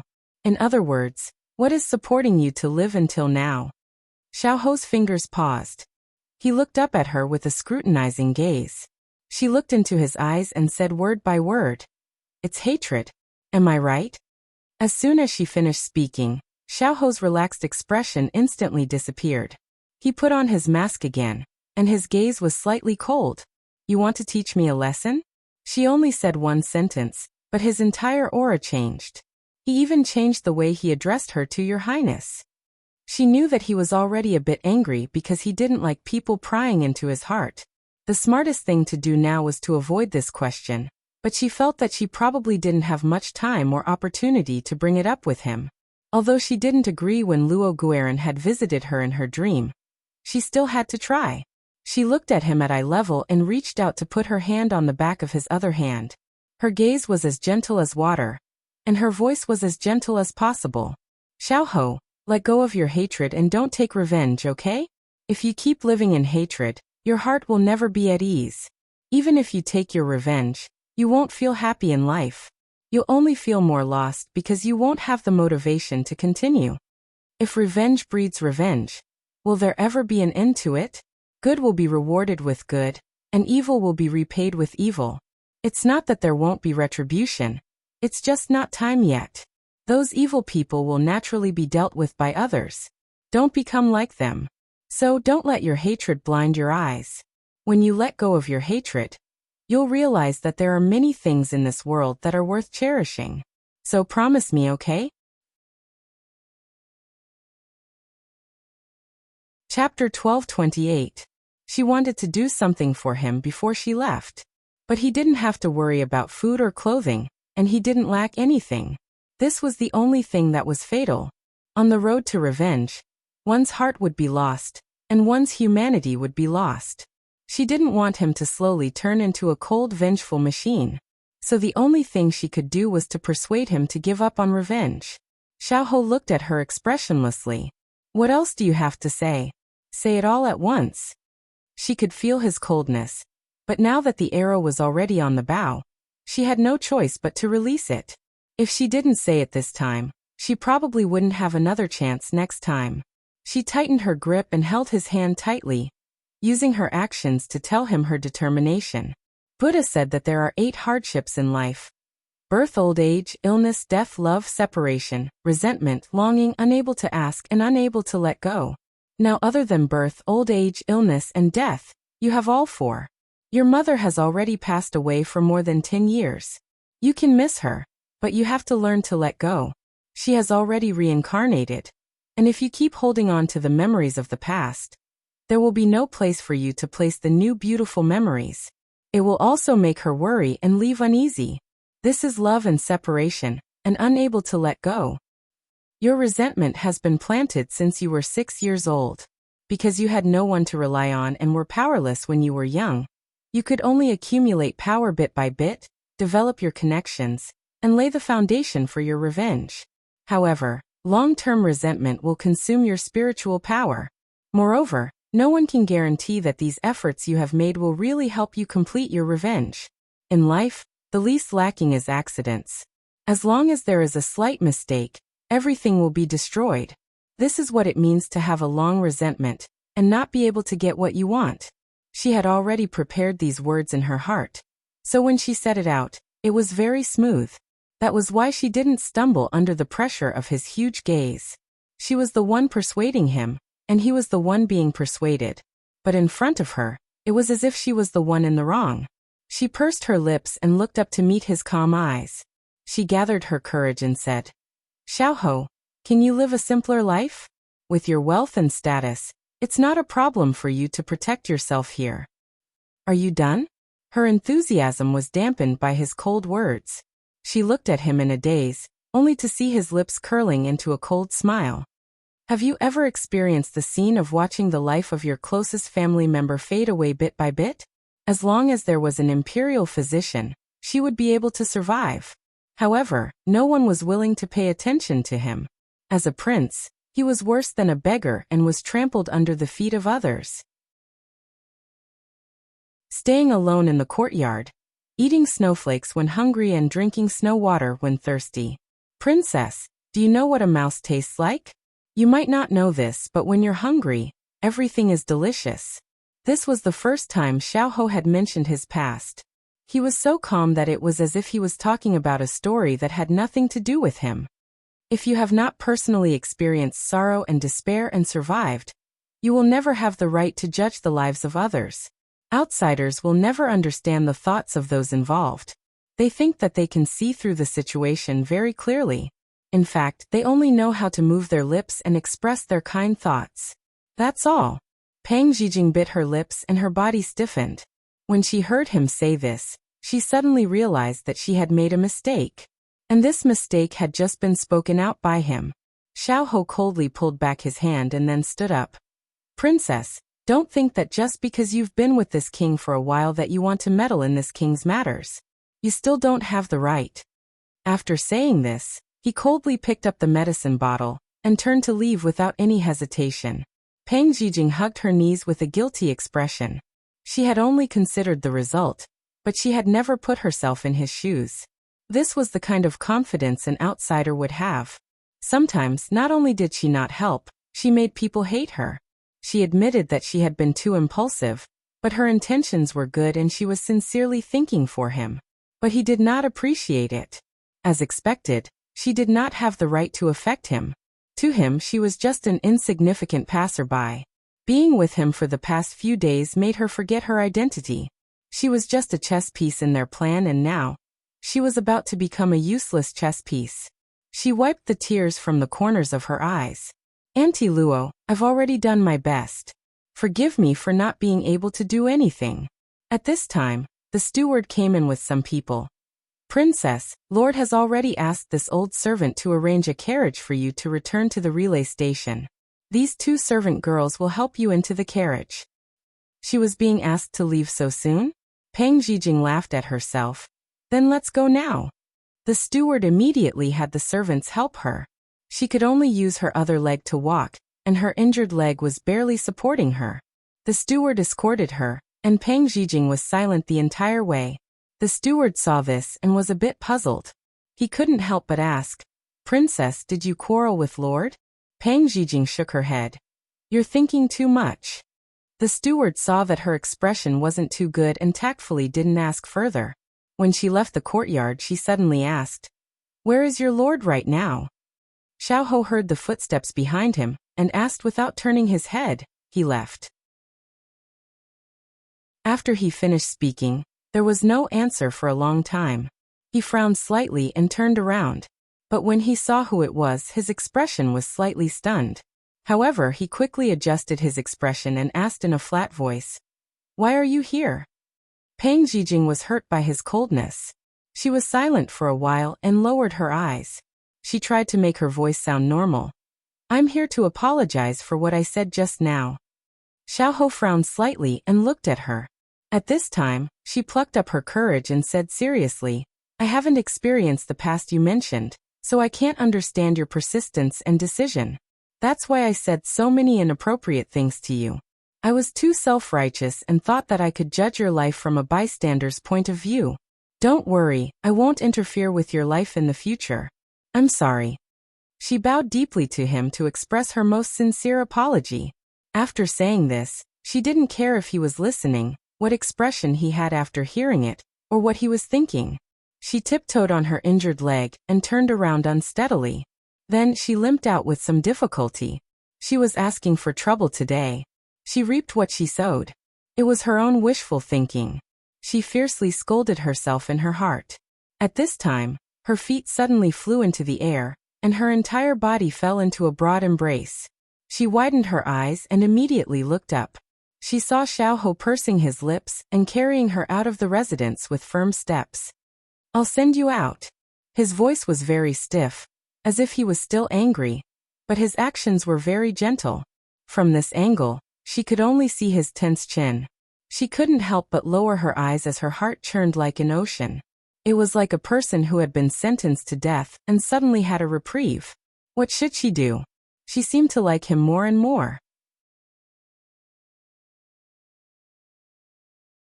Chapter 1229. Today was supposed to be the day off, but someone from the imperial palace came to summon Xiao Su. Chu Qingyan helped him tidy up his clothes as she asked, Big Ice Cube, His Majesty has been quiet for the past few days. Now that he's looking for you, do you think he wants to talk about us leaving the capital? Xiao paused in the middle of straightening out his sleeves. He muttered to himself for a while before saying, I can't guess Imperial Father's thoughts. If it's about leaving the capital, then it's fine. If it's about something else, then I'm afraid there will be a change in our departure. Originally, based on Imperial Father's attitude at that time, the matter of leaving the capital should have been settled quickly. However, Imperial Father hadn't mentioned it recently. She couldn't help but feel puzzled. Could it be that something had happened? He lowered his eyes and saw the little fellow's distressed expression. He couldn't help but smile. He raised a finger and lightly tapped the space between her brows. No matter what happens, it won't change our intention to leave. Don't think too much about it. Wait for me to come back first. Hearing this, Chu Qingyan could only put away her gloomy mood and nodded. Then go quickly and come back quickly. Who knows, we might even be able to leave the city and send Glutinous Riceball to Bai Yutong, and the others to reunite. Xiao smiled and rubbed her head. After agreeing, he strode out the door. Just as he guessed, Imperial Father had something to tell him this time, and had delayed his previous request. Sichuan Emperor sat behind the desk and solemnly instructed. The wedding procession sent by Nansong has already arrived outside the city. They will enter the city tomorrow.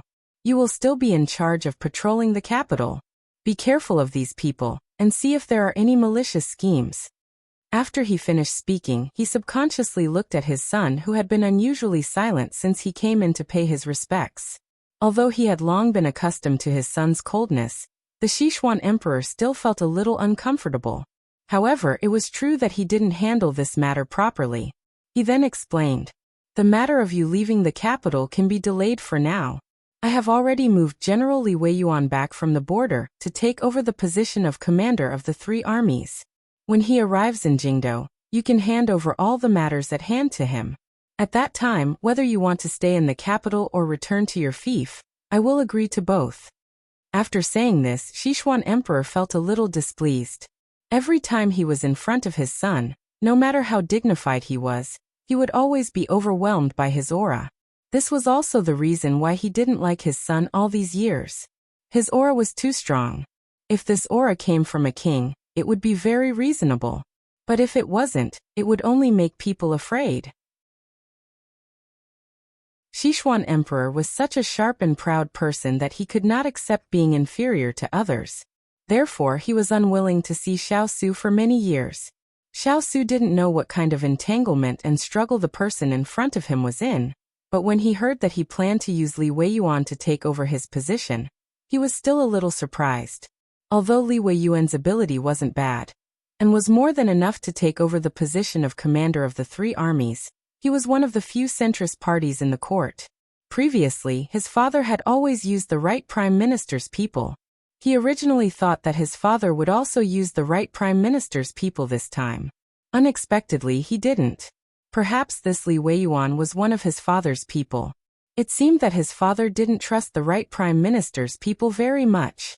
Since his father had already made a promise, and it was only a few days' journey from the border to here, he only needed to wait until Li Weiyuan took over, then he could leave. In fact, a few days didn't make much of a difference. After a few thoughts turned in his mind, Xiao Su agreed without hesitation. Hearing his agreement, Sichuan Emperor let out a sigh of relief. In reality, Li Weiyuan taking over wasn't the most important thing.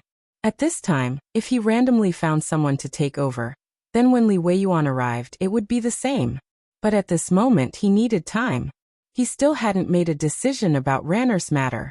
Consort Yu had come to find him a few times in the past 2 days, saying that Ranner was still depressed, and was so thin that he didn't even look human. He truly loved this son of his. It could be said that he had poured all of his fatherly love into him. He knew what this son of his wanted, but he couldn't immediately agree because he had to weigh the situation. He couldn't stubbornly insist on his own selfish desires. Therefore, during this time, he needed Xiao Su and Chu Qingyan to stay in the capital, until he thought of a solution. Thus, the Southern Song wedding procession was only an excuse. Okay, then let's discuss the problem of the city defense. What do you think about the people who caused trouble at the East Gate a few days ago? The people who caused trouble were the sons of 2 ministers in the imperial court. It was originally a personal dispute, but the 2 ministers brought the matter to the throne room and complained to the emperor. Both of them were his own flesh and blood, so he couldn't solve it quickly. There are two ways. The first is to pacify them and send an imperial physician to treat them. The second is to punish them all by giving them 50 strokes of the cane each. Xiao Su didn't even need to think before giving two answers. Sichuan Emperor's eyes lit up. The first method could not only pacify the matter, but also show his magnanimity. The second method was to warn others. In the future, the ministers in the imperial court would restrain their children and not cause trouble so easily. This would also prevent them from bothering him the next time it happened. His gaze fell on his calm son in front of him and felt a bit regretful. If it weren't for some other reason, he would have thought that his son was a good seedling to help him rule the country. Unfortunately, while Xiao Su was left in the imperial study to help Sichuan Emperor solve the problem, Chu Qingyan was sitting in the courtyard. She was a bit impatient and bored from waiting. Glutinous rice ball was brought to the room by her father to play. Jasper went to the ready-made clothes store to help her get new clothes. As for Xining, she gave her a day off so that she could go play with Jean Xian. Then everyone went out. She was the only one left feeling sorry for herself. When she was bored to death and wanted to find Hualing or Turan to fight and relax, a shadow appeared in her field of vision. She looked at the shadow on the ground and rubbed her chin while studying it. Stand there and don't move. Let me guess who it is. Today she's wearing a butterfly hairpin, jade earrings that are half a finger long, and a willowy waist. TSK little beauty Huang Yi, am I right? She turned her head with a smile, and saw Huang Yi helplessly looking at her with an amused expression. Little princess consort, is it fun to tease this servant? Chu Qingyan reached out a finger and shook it. No, you're wrong. It's teasing. Seeing the little princess consort seriously defend herself, Huang Yi didn't know whether to laugh or cry. Little princess consort, if the Lord heard this, he would skin this servant alive. Huang Yi's expression made Chu Qingyan happy. She laughed until she was convulsing. Huang Yi, you're too cute. Teasing you is more fun than teasing anyone else. Seeing her innocent and defenseless little face, Huang Yi couldn't help but tightly grip the tray in her hands. Chapter 1230. After laughing, Chu Qingyan propped up her chin with one hand and waved at her with the other. Come chat with me. Otherwise I'll be so bored by myself. Huang Yi was stunned for a moment before placing the tray in her hands on the stone table. She said to her, this servant is here to deliver snacks for you. After delivering them, I have to go to the kitchen and can't chat with you. How about this servant find a few people to chat with? Hearing Huang Yi's suggestion, Chu Qingyan couldn't help rolling her eyes at the sky. Then she reached out and pulled her to sit on the stone chair. Pressing down on her shoulder, she said in a helpless tone, I say don't always stay in the kitchen. The weather is so hot, and you don't even know how to be lazy. Why are you so honest? Also, we only eat 3 meals a day. You don't have to be so tense all the time. Huang Yi didn't know whether to laugh or cry when she heard this. Her tone was helpless, funny, and moved as she said, this servant has lived for so long and has never seen a master who urges a servant to be lazy. I've also never seen a master who dislikes a servant for being too hard-working. Chu Qingyan waved her hand and said with an indifferent expression, isn't it because I feel sorry for you? Also, I'm a wise master. I let people work for me and not work for me. Huang Yi looked deeply at her. She felt that the person in front of her was kind and gentle. In her entire life, she had never met anyone who treated her better than her. She smiled as she replied, but this servant's only pleasure is to study recipes. Every time I make a new dish and see my masters eat it with satisfaction, this servant will feel a sense of accomplishment. Little princess consort, didn't you say that life is short, and we should seize the opportunity to do what we like? How can you deprive this servant of her pleasure? Yo, you've learned to refute me. Not bad, you've improved. Chu Qingyan laughed loudly. Other than Jasper and Xining, she liked to talk to Huang Yi the most. This was because she wasn't like other people who were afraid of her status and didn't dare to be close to her. Huang Yi was a culinary fanatic. In her world, there was nothing more important than cooking. People who were deeply attached to a hobby like this were the easiest to get along with because their minds were on their hobby, and they didn't have any extra thoughts to care about the outside world. It was because of this that they didn't have any thoughts of scheming against others. Living purely and simply, everything was for their hobby. Huang Yi stuck her tongue out. How would this servant dare? Isn't it because little Princess Consort is making fun of me? Before she entered the King of England's Fu, there were 7 servant girls who were responsible for Big Ice Cube's food and living. However, after she came, 3 of the 7 left because of her. Now there were only Huang Yi, Lve, Qing Yi and Lani left. But because of her, other than Huang Yi, Big Ice Cube didn't need them to interfere in anything. She felt very apologetic, and gave other tasks to the 3 of them. Now they each had their own things to do and it was quite fulfilling.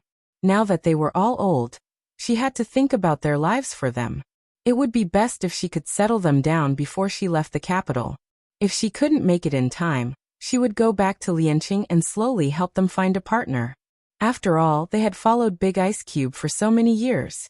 They were dutiful and diligent, so she had to be responsible for them. At this time, Huang Yi was in front of her. There was no time like the present. She could start with her. Huang Yi naturally didn't know that the little Princess Consort who was staring at her like a wolf had a country squire in her heart. Right now, her mind was on the electric heart on the stone table. Chu Qingyan didn't see anything wrong with her. Right now, she was only thinking about how to mention this matter to her. Huang Yi, come, let's talk about bosom friends. Huang Yi didn't understand. Please say it. After thinking for a while, she still felt that it was better to ask directly. She didn't want her to give an ambiguous answer. You've been in the Fu for so long. Is there anyone you like, someone you care about? This was too direct. Huang Yi froze on the spot. Little Princess Consort, what are you saying? Aren't I just worried about the important matters of your lives? I can't just watch you work in the kitchen for the rest of your life and be lovey-dovey with your recipes. Chu Qingyan reached out to touch her forehead. She shook her head and sighed. She was a bit angry that she didn't fight for it. Huang Yi's face turned red. This servant doesn't want to think about important matters of life. This servant wants to stay in the Wang Fu for the rest of my life. Chu Qingyan copied Qiong Yao's way of speaking. Ha ha ha, it's usually like this. I won't marry, I won't marry, I won't listen, I won't listen. But in the end, isn't it still arranged by their parents to marry the right man? Then they love each other and live a happy life? Huang Yi's face turned red from her teasing. She couldn't help lowering her head and stomping her feet. Little Princess Consort, don't tease this servant. This servant is timid and can't stand being frightened. Chu Qingyan laughed uncontrollably. When she finished laughing, she recovered her serious expression. Huang Yi, you have to be honest with me. You really don't have anyone you like? Huang Yi's mind instantly flashed with Turin's quiet and cold face. She was shocked by herself and kept shaking her head. Chu Qingyan nodded when she saw this and made a decision. Since you don't have anyone you like, then I'll help you choose. You're all orphans and don't have parents to worry about you. Then as your master, I'll reluctantly help you. Huang Yi looked at the little princess who said reluctantly, but was actually smiling so much that her eyes couldn't be seen. Her scalp couldn't help but tighten. After Chu Qingyan finished speaking, she seriously started to choose people in her mind. Once she decided on something, she would be serious and do her best. At this time, a figure appeared under a tree not far away. Huang Yi's gaze couldn't help but follow it. It was Turin. At this time, there were 2 guards following behind him. He was facing them and she didn't know what he was saying. At this time, a head suddenly came over from beside her and muttered, Turin seems to have just turned 20. He's generous and does things calmly. He's very compatible with your noisy personality. This is called complementing each other. Huang Yi was shocked. She hurriedly said, Little princess, what are you saying? Chu Qingyan pulled back her head and blinked at her. I'm analyzing a person for you. Look, Turin is the head of His Highness's top secret guards. His position isn't low, right? His salary isn't low, right? He's trustworthy and he's good at working. If you want to move a stove or carry some firewood, just give it to him. Don't you think it's very necessary for your household? Huang Yi's face turned red from her words. Could she really marry Torandaran? Obtain happiness? At this time, Chu Qingyan's mouth was dry from talking. When she saw the soup she sent over, she couldn't help but reach out and ask, "What delicious food did you make for me today?" "Refreshing and detoxifying bean soup," Huang Yi absent-mindedly replied. When she finished speaking, she instantly looked up and saw that the little princess was about to put the soup into her mouth.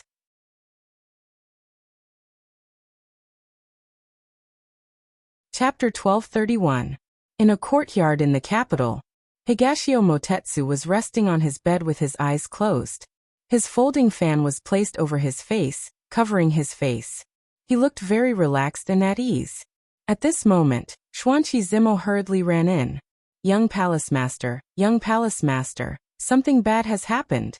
No one saw how the person on the bed moved, but the folding fan smashed into the person's face with a loud smack. Xuanqi Zimo immediately shut his mouth, picked up the fan on the ground, and walked in quietly. His master, who had been woken up by him, slowly opened his eyes. He frowned slightly and said with a displeased expression, "Do you still remember the consequences of disturbing this young master's sleep?" Higashio Motetsu still looked lazy and charming, but his usually healthy and rosy complexion was now a little pale. His vitality was also much worse than usual. Xuanqi Zimo recalled how he had been ordered to hold a water jar and do a horse stance under the sun. He shivered all over. Seeing that he had scared him enough, he changed his position and yawned. What happened? Xuanqi Zimo looked at his master's tired appearance and remembered that he had been sleepy for several days. He was a little worried, but he still talked about business first, because he knew that this matter was extremely important to the young palace master. Just now, when this subordinate returned from the headquarters, I heard the assassin group say that assassin Meiji had mobilized the spies hidden in the King of England's residence to kill Miss Chu. As soon as he finished speaking, the person who had been lying down lazily suddenly stood up. He stepped in front of Xuanqi Zimo in a single step and grabbed him by the collar. He asked sternly, "When did this happen?" "In the past 2 days." Xuanqi Zimo was almost unable to breathe because he was being held so tightly. He struggled to say these few words. Higashio Motetsu was stunned. He immediately threw Xuanqi Zimo aside and quickly walked out the door. "Little girl, you mustn't let anything happen to you." Xuanqi Zimo panted a few times. Seeing him leave without looking back, he hurriedly followed. "Young palace master, your current body is not suitable for using internal energy." Before he could finish speaking, he had already gathered his internal energy and used his qinggong to quickly leave the courtyard. In the King of England's residence, seeing that the young consort was about to drink the bean soup, Huang Yi suddenly stood up and knocked the bowl out of the young consort's mouth. Chu Qingyan's face was filled with confusion.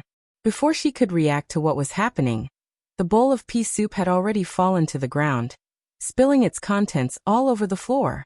The little green beans were also jumping around like mischievous children. As the soup slowly spread in all directions, Chu Qingyan's gaze shifted from the ground to Huang Yi. At this moment, she was still in shock. She was about to ask Huang Yi what had happened and why she suddenly did such a frightening thing when Turin, who had heard the commotion, immediately walked over. He saw the overturned bowl on the ground and then looked at Huang Yi.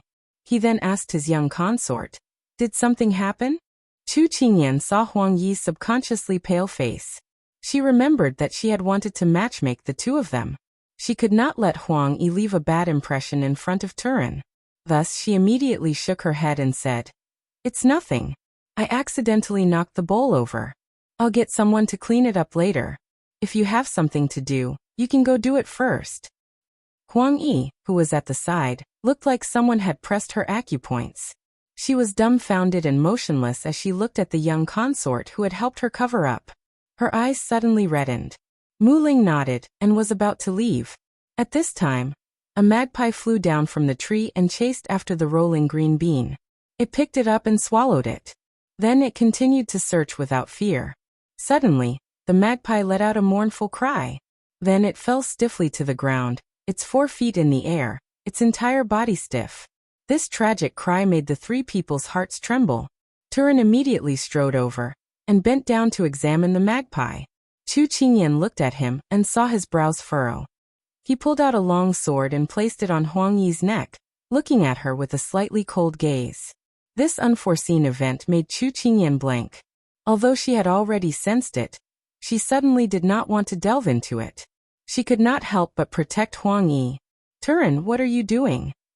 Turan turned to her and said, "That magpie is dead." Dead. The magpie that ate the green bean was dead. If the bean soup had not been knocked over and she had drunk it, the one lying on the ground would not be the magpie, but her. She looked at Huang Yi in shock and said in disbelief, "What exactly is going on?" At this time, Huang Yi stood there in a daze. Her head was lowered, and her long hair fell on both sides of her cheeks. No one could see her current expression. Seeing her like this, Turan's eyes moved and he closed them slightly.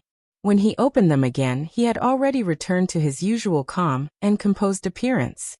His fingers exerted force and pressed the long sword down, forcing her to raise her head. "What's in this soup?" Huang Yi slowly raised her head and looked at him with red eyes that were filled with despair. Turan's fingers trembled under her gaze, but he still looked back at her coldly. Huang Yi replied like a walking corpse, "The ingredients are green beans and rock sugar, but I added 7 steps powder in it." 7 steps powder, as the name implied, after eating it, one would stop breathing and die after taking 7 steps.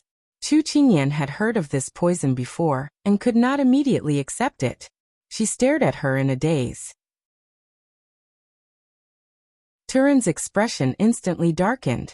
He asked sternly, "Why did you do this? Who ordered you to do this?" Huang Yi closed her mouth tightly and did not answer. Just as Turan was about to call for people to take her away, Huang Yi suddenly knelt down in Chu Qingyan's direction.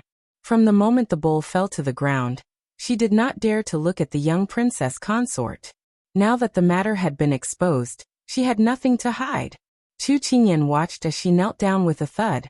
The sound of her knees hitting the ground was exceptionally clear in the quiet courtyard, and made her heart tremble. "Huang Yi, what are you doing? Stand up." Huang Yi shook her head. She raised her head to look at her. Her soulless eyes regained their luster, and she said with red eyes, "Young princess consort, this servant has wronged you. This servant has betrayed your trust. This servant deserves 10,000 deaths. Hit this servant, scold this servant. Even if you kill this servant will have no complaints." Seeing Huang Yi like this, Chu Qingyan's heart clenched. She held on to the stone table and looked at Huang Yi's eyes filled with guilt and self-blame. She quickly asked, "Huang Yi, tell me, did someone force you? Tell me who threatened you and I'll help you vent." Meeting the young princess consort's hopeful eyes, Huang Yi's heart ached. Even at this time, the young princess consort was still willing to believe her, and was still willing to stand by her side. She forced back the tears in her eyes and lowered her head. She did not have the face to look at this person who trusted her so much. She gritted her teeth and slowly shook her head. "No one forced me. I was just following orders."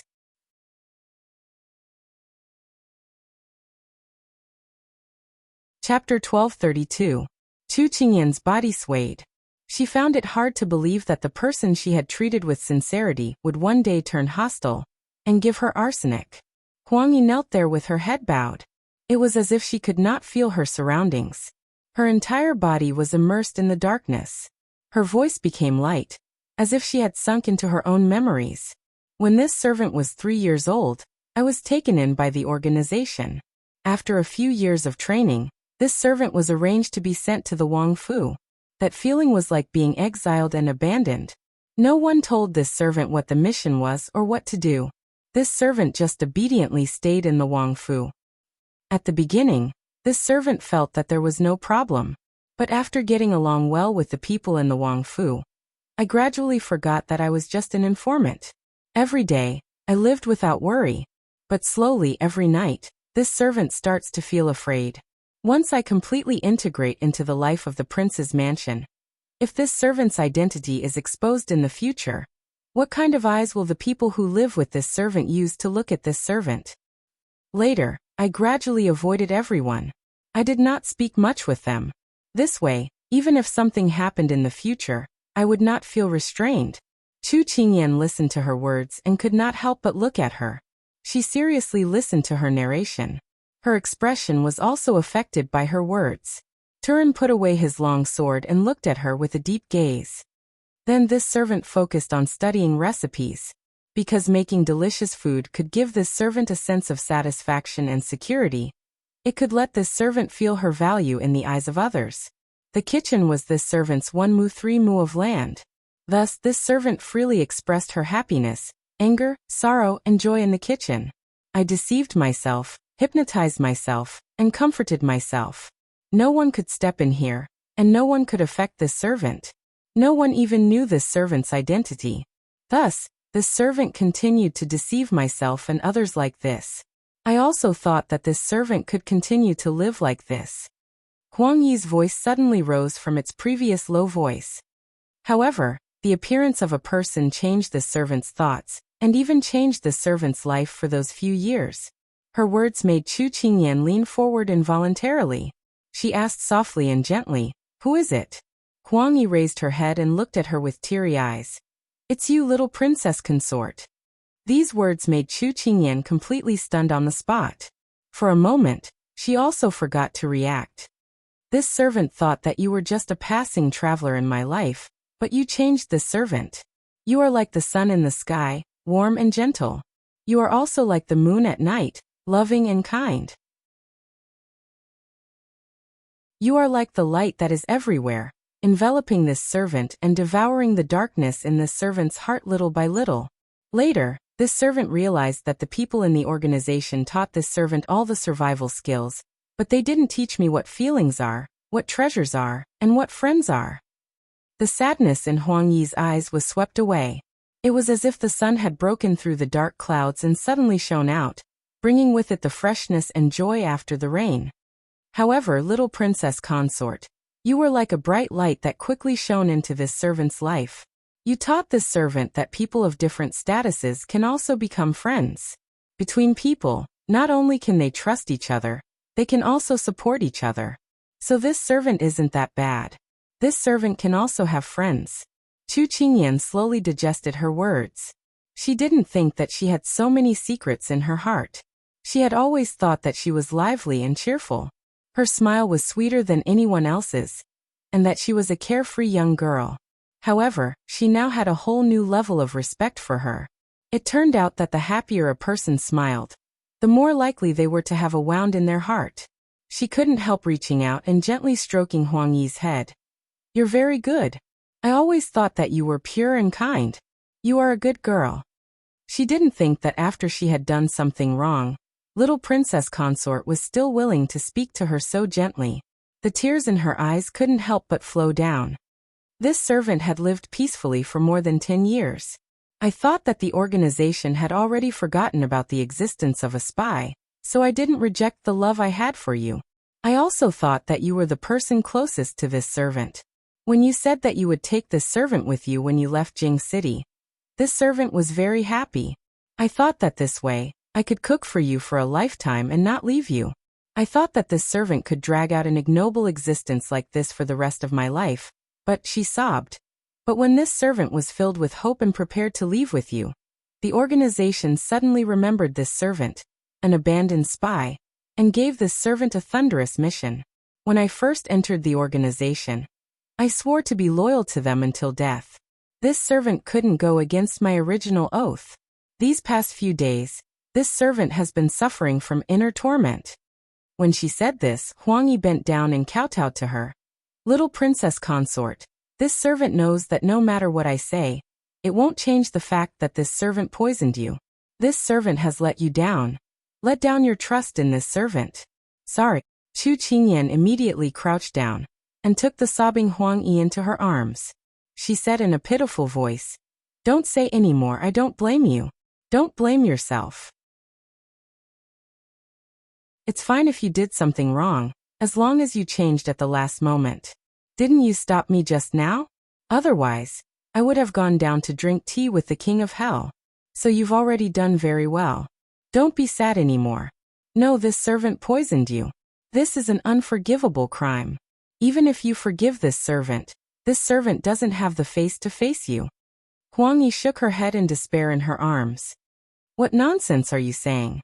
Chu Qingyan detected that there was something wrong with her words. Just as she was about to pull her out of her arms to question her, when her hand touched her hand, She felt an inexplicable coldness. You. Black blood slowly seeped out of the corner of Huang Yi's mouth and her entire face quickly turned pale. Huang Yi, what's wrong? Don't scare me. Chu Qingyan hugged her body that had fallen to the side and cried out in panic. The silent Turin on the side immediately crouched down when he saw this. He flipped her wrist and checked her pulse. In the end, his face froze and he shook his head at the little princess consort in a daze. The poison has entered the lungs. No medicine can cure it. No, nothing will happen to Huang Yi. Turin, go find a doctor, quick. Chu Qingyan immediately cried out. She tightly hugged Huang Yi and begged him. At this time, a hand grabbed her hand and gently pulled. She felt it and lowered her head to look at the person in her arms. Huang Yi smiled weakly. Her voice was very soft, as if it would scatter if the wind blew. She said, "Little princess consort, there's no need. There's no cure for this poison. The organization gave this servant a second life. This servant will return this life to them, and we don't owe each other anything. At the same time, I'll use my death to atone for my sins. I have no way to repay your trust."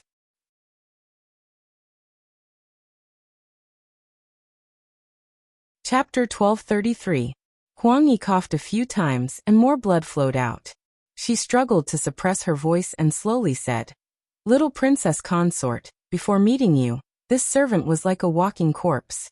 After meeting you, this servant realized that there are still many things in this world worth cherishing.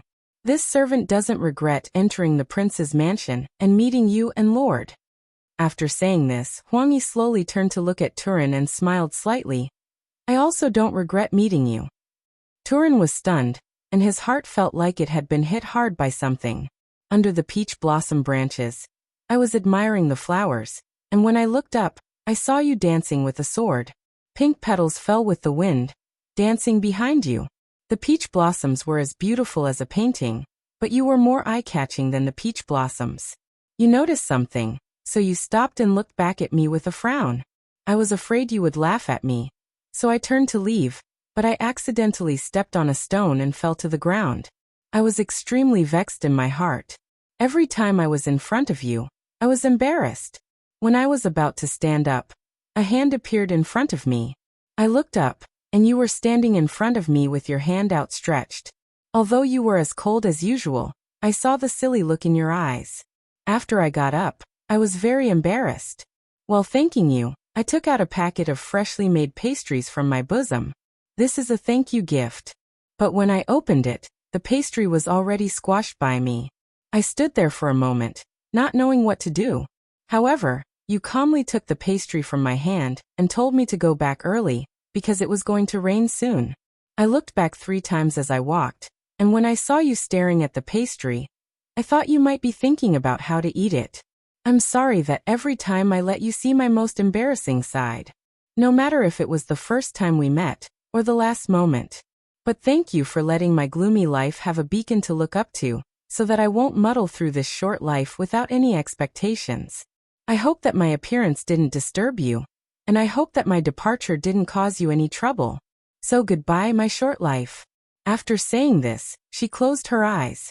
Fragments of the past flashed in front of her eyes, scene by scene, and she gradually lost her strength. Then, the memories disappeared little by little, and darkness rushed in until her eyes were swallowed. Although her face was pale, her smile was serene. Chu Qingyan looked at Huang Yi, who was no longer breathing. Her hands trembled uncontrollably as she shook Huang Yi's shoulders and said softly, "Huang Yi, are you asleep? Don't scare me. I'm not angry with you. I don't blame you. You can't abandon us like this. If you're not here, who's going to cook for us? Who would ask me to taste a new dish when they were researching it?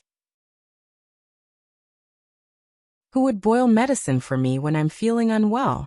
Father likes to eat the meat dishes you make the most, and I like sweet and sour the most. Mother said that the vegetarian dishes you make are very delicious. You are so amazing, and you have a talent in cooking that others can only envy. You are so dazzling and worthy of being proud of. Why did you give up on yourself so easily? With me around, no one will force you to do things you don't like? Did you hear that? I won't allow you to leave. You're not allowed to," she said so much, But the person in her arms didn't react at all. She couldn't help but lie on her body and cry bitterly. Turin stood there blankly, his mind blank. He looked at the lifeless person, and her past frowns and smiles suddenly appeared in front of his eyes. Sometimes she would look up and smile, sometimes she would awkwardly pretend to smile, and sometimes she would mischievously sneak a smile. The details that he had never noticed before were so clear at this moment. It was so clear that it was as if she was still in front of his eyes, handing him pastries and saying that he would be hungry after patrolling every day. She would put it in his sleeve, and when he was hungry, he could take it out to fill his stomach. It turned out that losing a person could be so fast. It was so fast that before you could reach out your hand, she would already be gone. In the future, who would stand under the tree and secretly give him pastries? In the future, who would reveal an innocent face after being caught peeping at him? In the future, who would smile and say that they didn't regret meeting him? For the first time in so many years, he tasted the taste of heartache. It turned out that this was the feeling of heartache. Higashio Motetsu, who hurried over, saw such a scene. She hugged the servant girl and cried uncontrollably. It was as if the entire world had darkened. He clutched his chest, feeling a throbbing pain as he looked at her inconsolable appearance. I said that I would protect you well and not let you be sad. But everything that happened was either caused by me or related to me. Now I don't know how to face you. Thinking back to the words he had said to her at Hugua Temple, he couldn't help but laugh at himself. He was indeed too conceited. Xuanqi Zimo followed his master with difficulty. When he stood beside him and saw this scene, he couldn't help but turn his head to sigh at his master's good fortune that he was fine. However, he saw that blood was dripping from the corner of his master's mouth. He cried out in alarm, "Master, you!" Higashio Motetsu frowned and wiped the corner of his mouth. He said indifferently, "It's nothing. Let's go back." With that, he turned around and jumped down from the wall. Xuanqi Zimo took one last look at the courtyard, then quickly followed. "Master, don't you want to see Miss Chu?" "There's no need. Then this subordinate will find a doctor for you. Your injury can't be delayed any longer. Enough nonsense. Let's go back." Before he left, Higashio Motetsu looked back at the high wall. An indescribable emotion flashed across his eyes. Finally, he resolutely left. When Xiao Su returned to the prince's residence, he heard about the incident. When he arrived at the courtyard, he immediately saw Father Chu squatting under a tree. Father Chu raised his head at the sound of his voice. His eyes were red and moist as he looked at him. He pursed his lips and sobbed, "Son-in-law Huang Yi is dead." Then he saw Father Chu squatting there, and crying like a child. Xiao Su walked over and handed him a handkerchief. "My condolences." Father Chu waved his hand as he cried, "Son-in-law, don't worry about me. Go and see Kai Kai." Okay. He entered the little fellow's room. Sure enough, she was leaning against the window. Her eyes were as red as a rabbit's, and she was in a daze. She didn't even notice that he had entered. Chu Qingyan felt a broad palm fall on the top of her head. She didn't even raise her head as she turned around and hugged his waist, burying her face in his chest. "Big Ice Cube, my heart hurt so much." As she spoke, her tears flowed down again. Xiao Su gently patted her back, silently comforting her. He knew that it was useless to say anything at this time. It was better to let her vent. Why must there be so many hardships in life? Why must there be so many deaths? Don't they always say that the heavens have eyes? Then why can't the heavens see such a good girl like Huang Yi and take her life so easily? Xiao Su sighed softly. Actually, the heavens don't have eyes most of the time. Hearing this, the person in his arms cried even harder.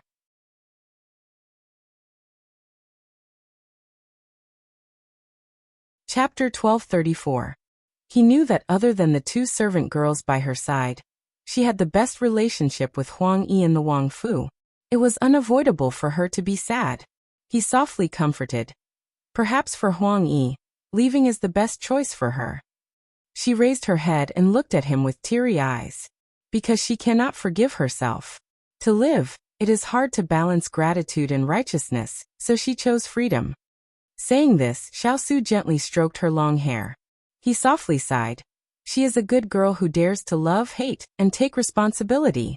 It's just fate that makes fools of people. She heavily nodded in his embrace.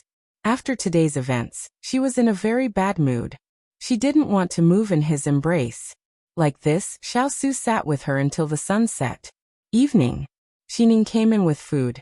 Seeing the two snuggling together, she didn't dare disturb them and immediately left. Xiao Su heard the sound and lowered his head to pat the sleeping person in his embrace. He softly said, "Get up and eat something. You didn't eat anything for lunch." Although she didn't have an appetite, she knew that sadness was one thing. If she didn't eat, the big ice cube would not easily agree. She reluctantly nodded and followed him to the table. Xiao Su put the chopsticks in her hand and helped her pick up some food. He pushed the bowl in front of her and indicated for her to eat quickly. She didn't want to eat at all, but she didn't want to brush away the big ice cube's good intentions and make him worry. So she lowered her head to eat. When the food entered her mouth, her tears fell down without warning. This was not the taste that she usually ate. She was familiar with every taste that Huang Yi made. Now that she suddenly tasted this unfamiliar taste, she thought that in the future, she would never be able to eat the food that she made. In the future, she would never be able to see this person again. The uncontrollable sadness in her heart flowed like a river. Xiao Ho gave a low sigh. He reached out to wipe her tears and his heart was filled with pity. The separation of life and death could not be comforted with words. He could only stay with her and wait for time to wear away the pain. Hualing couldn't find Turan outside and felt a bit strange. "Would Spirit, have you seen Turan? Why haven't I seen him all afternoon?" Muling was studying the key seal in her hand. When she heard his question, she didn't even raise her head as she replied. She went to deliver it to someone. "Give it away. Who are you giving it to?" Hualing, who hadn't been in the palace all day, had just returned. He didn't know what had happened, so he was a bit confused. "A girl." Would Spirit's hand paused, a trace of regret on her face. On a jasper green mountain, Turan sat on the ground, holding the lifeless Huang Yi in his arms. He looked at her with a lonely expression. "Huang Yi, you're too silly. If you have any problems, you can tell us. Everyone will help you. You shouldn't walk into a dead end alone." After saying that, he smiled bitterly. "Unfortunately, it's too late for that." He raised his hand to push her hair behind her head and then softly said, "Next time when you're reincarnated, open your eyes a bit wider and enter a good family. Don't suffer this kind of hardship. It's better to be poor than to wander around and not have parents to love you." After saying this, he reluctantly picked her up and placed her in the coffin. Then he placed the jade pendant he always carried between her hands and slowly closed the coffin lid. The black shadow slowly covered her waist, her shoulders, her face, her hair, until nothing could be seen. With a heavy sound, a board separated by yin and yang. He buried her with his own hands. He took out a dagger from his sleeve and carved her name on the tombstone stroke by stroke. His expression was serious, as if he could see the intersection between the two of them with every stroke. Here the blue sky was blue. The white clouds were drifting, the mountains were clear, the water was clear, and the clouds lingered. It was a very good place to go. "If there is a chance, I will come and see you." Turan looked at the grave and was silent for a bit.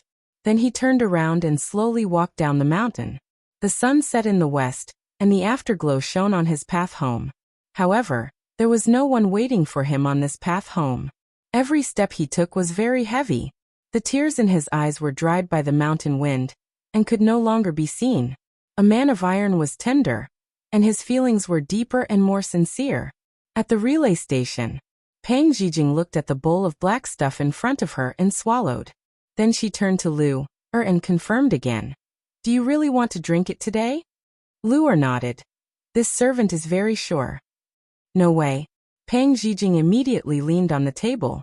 She said with a face full of resentment, "I'm not sick. Why do I have to drink this medicine every day? Tell me, is Xiao Ho trying to poison me to death?" Lua hurriedly said, "Princess, you can't say such things. This is what Lord Yi told this servant to make for you every day. Moreover, haven't you been drinking it for a long time? Just bear with it and don't bargain. Even if you bargain, this servant can only give you 10 plums at most." Lord Yi said that you can't eat too many snacks. Otherwise, your stomach will feel uncomfortable at night. After Lu'er finished speaking, she felt her master's dark gaze. She felt her scalp tighten and asked, Princess, why are you looking at this servant like this? Pang Zhijing pinched her chin and questioned, Lu'er, are you my servant or Xiaoho's servant? Why do you listen to him so much? Lu'er said matter-of-factly, when you and Lord Yi get married, Lord Yi will also be this servant's master. Moreover, Lord Yi does everything for your own good. Of course, this servant will listen to him.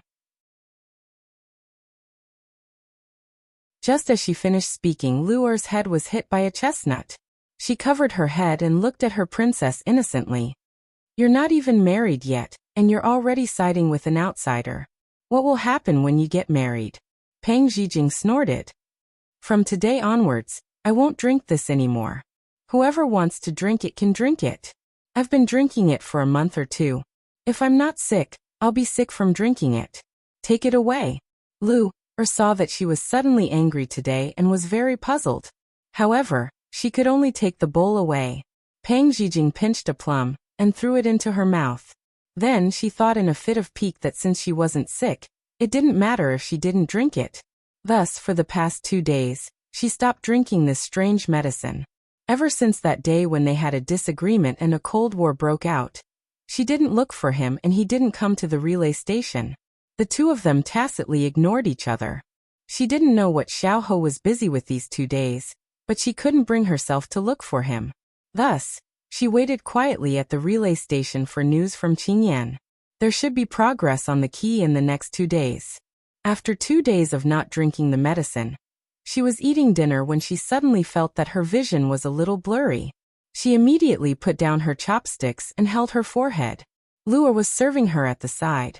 When she saw this, she immediately asked, Princess, what's wrong? Pang Zhijing shook her head and said weakly, I can't see clearly all of a sudden and my head is a little dizzy.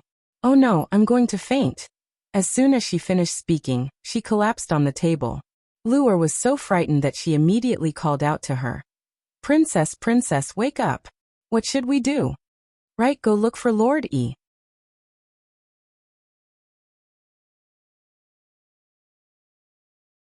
Chapter 1235. When he received the news, Xiaoho immediately brought the doctor to the relay station. At this moment, the person on the bed already had a dark glabella, and her lips were purple. With one look, it was obvious that it was because of the poison. When the doctor was treating her, Xiaoho asked Lu'er to the side, Did the princess not drink the medicine? Lu'er nodded guiltily. From yesterday until today, the princess did not touch the medicine. The princess said that she is not sick and that medicine is 30% poisonous. She will eat herself silly. Xiaoho took a deep breath. He had not looked at her for a few days, and she had already caused trouble for him. Did he really have to tie her up before he could stop? Go to the doctor's side and wait for instructions. Xiaoho sent her away weakly. Lu'er knew that she had made a mistake and immediately went to the side obediently. At this moment, the doctor was already pulling out the silver needles that were inserted into Pang Zhijing's body. Xiaoho walked over and asked, Teacher, how is the princess? The doctor said warmly, Fortunately, we arrived in time. Otherwise, the consequences would be unimaginable. After Xiaoho heard, he could not help but look at the person lying on the bed.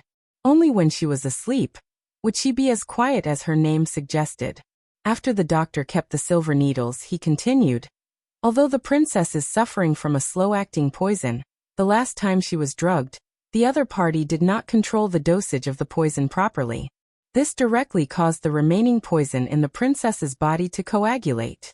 If it was delayed for another 2 days, the poison would have acted up in advance.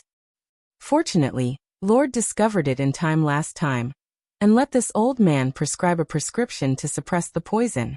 Although drinking medicine every day can maintain the body's normal state, it is not a permanent cure. Just like this time, stopping the medicine is a sign of the poison acting up. So if there is a next time, this old man will be helpless. Lu'er trembled with fear as she listened. When Xiaoho was silent, she could not help but ask, Is there no one who can cure this poison? Dr. Zhong stroked the few strands of beard on his chin and muttered to himself. This old man is unable to cure this poison. But there is one person who might be able to. He is the detoxification saint, Divine Dr. Luo. But his whereabouts are erratic and your highness has already sent people to search for him. But it's a pity that they still haven't found him. Luo's face was sullen. Then what about the princess's poison? Xiao's face darkened. He had spent a lot of manpower and resources, but could not find any trace of that person. Could it be that he really had to swallow his pride and beg that person? At this moment, the person lying on the bed, slowly, the doctor tactfully called Lu away to accompany him to get the medicine. Peng Zhijing opened her eyes. After adjusting to the dazzling light, she wondered what had happened to her. Why did she faint while eating? Could it be that his physical fitness was too weak? However, when she turned her head, she saw the tall figure standing in front of her bed. She did not react in time. Why are you here? Xiao heard the astonishment in her voice and thought that she did not welcome him. His voice became milder. Lu, came to tell this prince that you fainted. This prince had nothing to do. So I called the doctor over for you. This person in front of her, he looked fine just now. Why did his words seem to have thorns in the blink of an eye? Her head was still a little dizzy, so it was a little strenuous for her to look up at him. She patted the seat beside the bed and said impolitely, sit here. You're too tall, so it's too tiring to look at you. Xiao did not expect her to be concerned about this problem. He did not know whether to laugh or cry, but in the end, he still followed her wishes and pulled a chair to sit in front of her. This prince is very busy and does not have that much time to accompany you. If you have something to say, say it. He said mildly. Peng Zhijing cursed in her heart. The sky was about to turn dark, so what was he busy with? He was just lying through his teeth. However, she did not have the guts to say this out loud. Her eyes were filled with gratitude as she said, this time, it's all thanks to you appearing in time and saving me again. It's good that you know. Next time, don't take the initiative to stop taking the medicine. Xiao took the opportunity to instill this idea in her. Hearing this, her mood became much lower. So you're saying that there's really something wrong with my body? Xiao was stunned. He originally wanted to hide it from her until he found the person who cured the poison, but now, it looked like he could not hide it any longer. He nodded. Before you arrived in the capital, your body was already poisoned. However, the amount of medicine was very light, so you did not feel anything at all. Now that it has accumulated over time, the poison has settled in your body. Once it relapses, the consequences will be unthinkable. Peng Zhijing muttered. I haven't even regained my freedom yet, and I'm already poisoned. Why am I so unlucky? Hearing her muttering to herself, Xiao could not help but comfort her. I'm already helping you find the person who can cure the poison. As long as you obediently drink the medicine and suppress the poison, there will be a day when it will be cured. What if I can't find it? Will I die from the poison? She looked at him calmly. Xiao pursed his lips. He did not know how to answer. Seeing his reaction, she knew that her guess was right. She closed her eyes. When she opened them again, there was a faint smile on her face. Actually, I'm already mentally prepared. Xiao looked at her. Only to hear her say, I never understood why I had to drink the medicine when my body was fine. I had a vague guess in my heart. These 2 days, I decided to stop taking the medicine and try it out. Sure enough, my guess was confirmed. Hearing this reason, Xiao was instantly enraged. You idiot. If you want to know if there's a problem, you can ask me. Why do you want to ruin your own body? You have to consider the consequences when you do things. If we didn't make it in time, or if the poison had relapsed, would you still be lying there talking? When will you grow up and stop being so impulsive? She did not expect him to be so angry. Peng Zhijing was shocked at first. Then, she came back to her senses and said in a wronged and innocent manner, You were so straightforward that day. How can I trouble you? Then aren't you troubling me now? He closed his eyes. Suppressing his anger, he said, When did you become so obedient? Aren't you usually very thick-skinned? You dropped the ball at the most crucial moment. He knew that he was a person who did not get angry easily. But every time he met her, his bottom line of patience was broken by her. Pang Zijing was stunned by his words. She rarely saw him so angry. She was really a little scared. But she knew that he was worried about her. Her heart was still warm. Xiao, who was in a fit of anger, suddenly felt his sleeves being tugged. He could not help but look down. His eyes met with her serious and fawning eyes. Then are we considered to have made up? The pitiful and careful words of a little beast made his heart fall for a moment. He froze there. For a moment he did not know how to react. After waiting for a while he did not answer. Pang Zijing muttered softly, "Looks like you're still angry. What a petty person." Hearing her muttering to herself, Xiao could not help but smile. He reached out and rubbed her head. He said softly, "Idiot."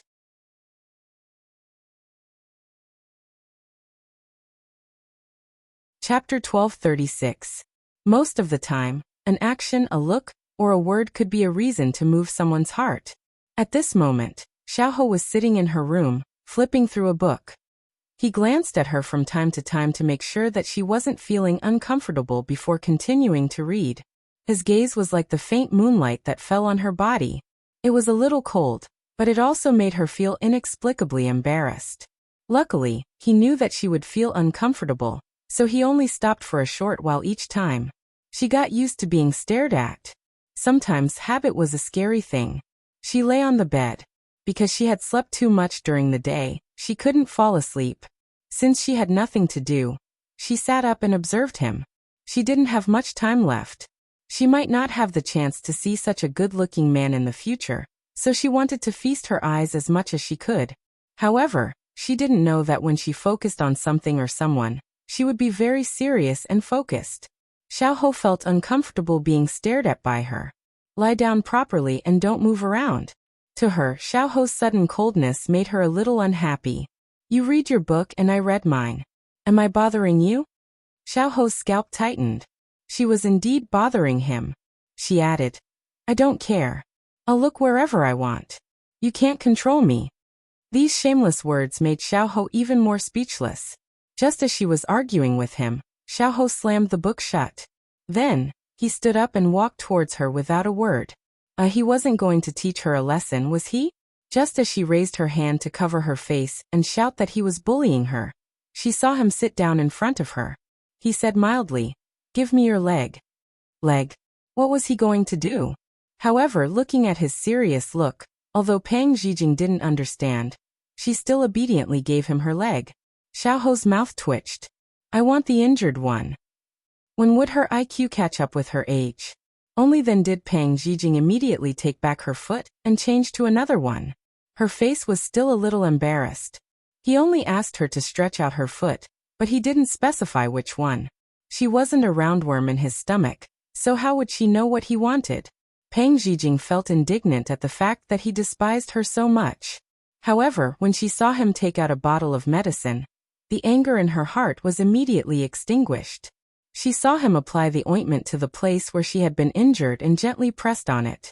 People who practice martial arts were very familiar with acupuncture points, and their strength was very suitable. Other than the numbing and swelling pain, she did not experience that piercing feeling again. It turned out that he still remembered her injury. Her heart warmed. Seeing him massaging her foot without any distractions, her restless heart began to stir again. She wanted to tease him. She tilted her head and leaned against the bed wall. Her voice was filled with curiosity.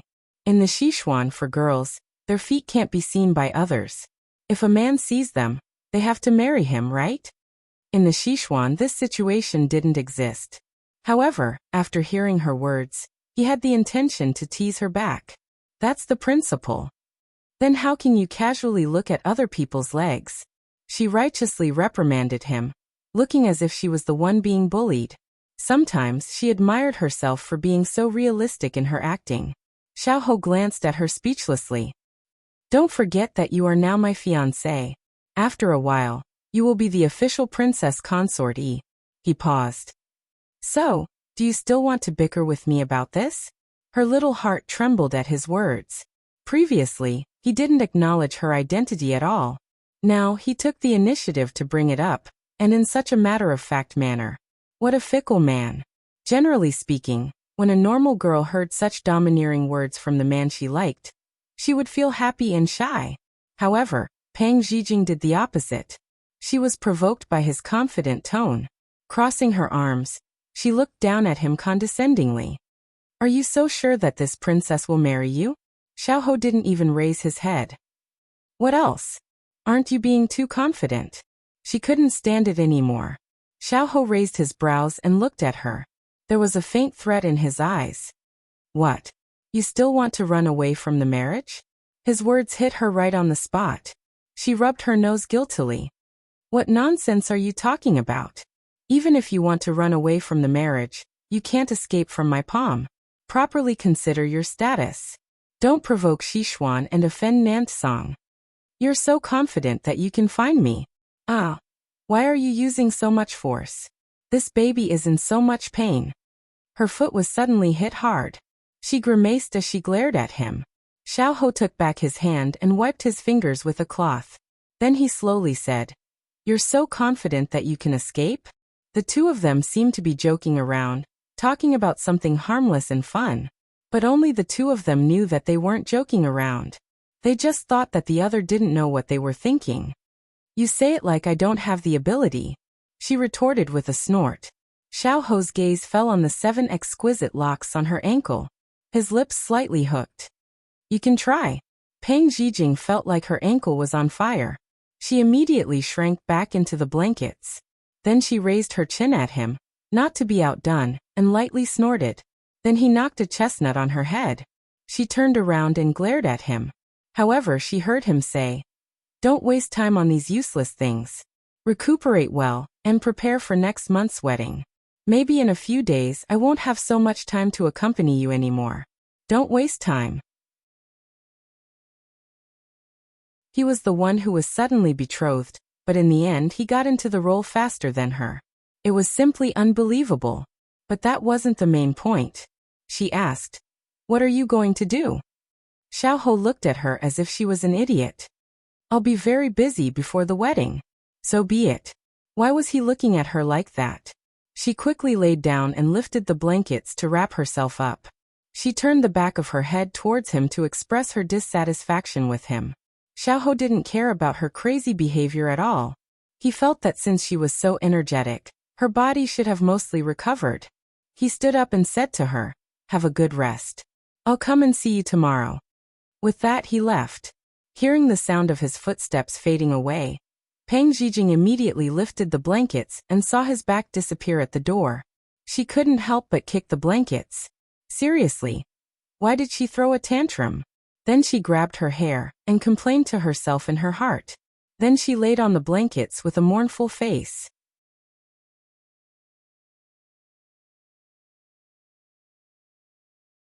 Chapter 1237.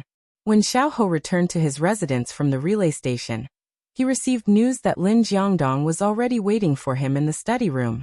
He strode into the study room. When Lin Jiangdong saw him enter, he immediately bowed and asked, Lord, are you looking for me for something urgent? Xiao sat on the main seat and gave Lin Jiangdong a seat before asking, Teacher, you have a good understanding of Sichuan's culture, geography, rumors and anecdotes. Now this prince has something to consult you about. Lin Jiangdong immediately replied, Although this one doesn't dare to claim to know everything about astronomy and geography, I still have some research. Your Highness, please feel free to ask, this one will tell you everything I know. Alright, do you know that there's a person in Sichuan known as Divine Dr. Luo? Xiao asked. Lin Jiangdong nodded. This person quickly became famous over 10 years ago and has treated countless patients. Not only is he good at medicine, he's also good at detoxification. He once caused a sensation and was sought after by hundreds of families. Later on, I heard that he got married and rarely appeared in crowded places. He would often bring his wife to travel around and treat the patients he sees that he's faded with. He doesn't charge for treatment and even provides medicinal herbs. Therefore, he has another nickname, Living Bodhisattva. After speaking, Lin Jiangdong had some doubts. Lord, why did you suddenly ask about this person? Did your illness relapse? Xiao Ho shook his head. No, this prince wants to ask him to help treat someone. Is that so? But it's basically hard to find this divine Dr. Luo. There are many people looking for him, but because his whereabouts are uncertain, those people basically came up empty-handed. Lin Jiangdong shook his head. It's very, very difficult to find him. Then other than this person, is there anyone else who's good at detoxification? Although Xiao Ho was somewhat discouraged, he still persistently asked. Lin Jiangdong pondered seriously for a moment and his eyes suddenly lit up. I have an idea. Although this divine physician Luo isn't easy to find, but his daughter and disciple can be found. They seem to have established a medical hall and specialize in treating patients. Your Highness can inquire about this. Is divine physician Luo's daughter called Chengyan Luo? Xiao Ho suddenly asked. Lin Jiangdong thought for a moment and then said, that's her name, because she took after her mother. Moreover, divine Dr. Luo has a very proud disciple named Morongju. Both of them became famous at a young age and became the target of many people's invitation. Then there's no mistake, Xiao Ho murmured. Lin Jiangdong couldn't understand. How did your Highness know that divine physician Luo has a daughter and her name? Xiao Ho said with a sullen face. Morongju is ethereal, who was sent by Xiao Su to learn medical skills by divine physician Luo. Chengyan Luo has a relationship with ethereal and is now Chu Qingyan's friend. These two people are related to Xiao Su and Chu Qingyan. Lin Jiangdong suddenly understood, but he still didn't understand. Then Lord, what are you planning to do? This prince wants to find Chengyan Luo to help this prince treat a person. But it was obvious that he had to go through Xiao Su to find out the location of these two people. Lin Jiangdong thought for a moment and suddenly frowned. The person Lord is talking about, it can't be the Southern Blue Princess, right? Xiao Ho didn't intend to hide it from him, so he nodded and admitted it. Lin Jiangdong was stunned by this admission. He murmured, Lord, you can't be making the act real, right? This description made Xiao Ho frown. Since she has already been recognized as the future Princess Consort E, it's understandable for this prince to be considerate of her. Moreover, this prince doesn't want anything to happen to her in the Sichuan. Lin Jiangdong looked at Lord, who was obviously in love, and didn't know what to say. Your Highness, don't forget that this marriage was set up by the princess to marry you. Because of this, you should be careful of her. Although Lin Jiangdong's reminder was reasonable, Xiao Ho didn't believe that little rascal would do anything to harm him. But in order not to destroy the counselor's good intentions, he still chose to agree. Help this prince draw up an invitation. This prince wants to meet Xiao Su in person. Absolutely not, Lord. You also know that this is a sensitive period. His Majesty is very wary of Xiao Su. If you have private dealings with him, and the news reaches His Majesty's ears, he will be wary of you as well. When that time comes, all your years of effort will be in vain. Lin Jiangdong knew that Lord was going to find Xiao Su for Pang Zhijing, but he couldn't let him take this risk. Compared to Lord's comfort and plan, Pang Zhijing's weight was negligible. She didn't seem to be important at all.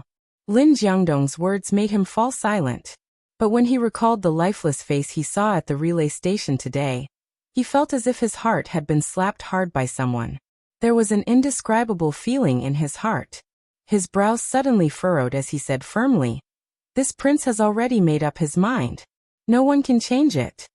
Lin Jiangdong sighed softly in his heart.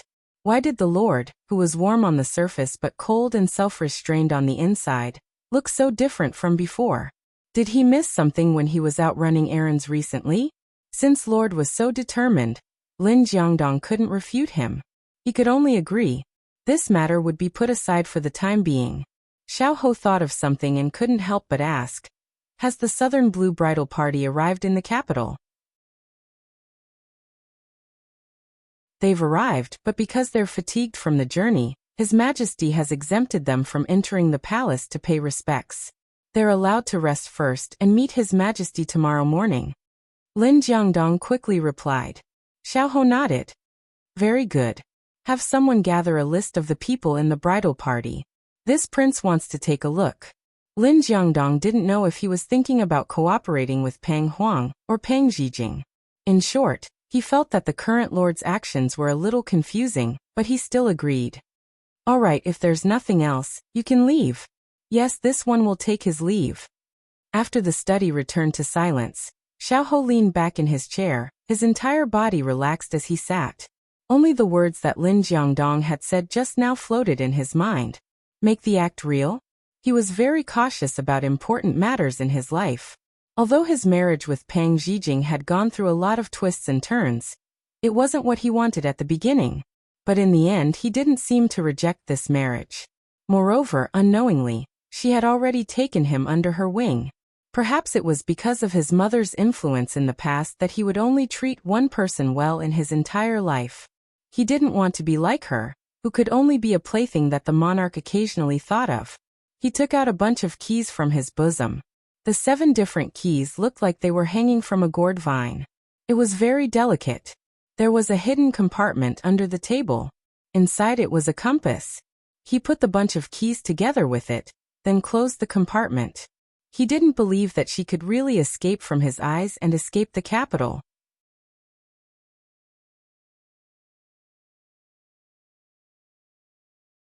Chapter 1238. Huang Yi's death was a big blow to Chu Qingyan. She had not been in a good mood these past few days.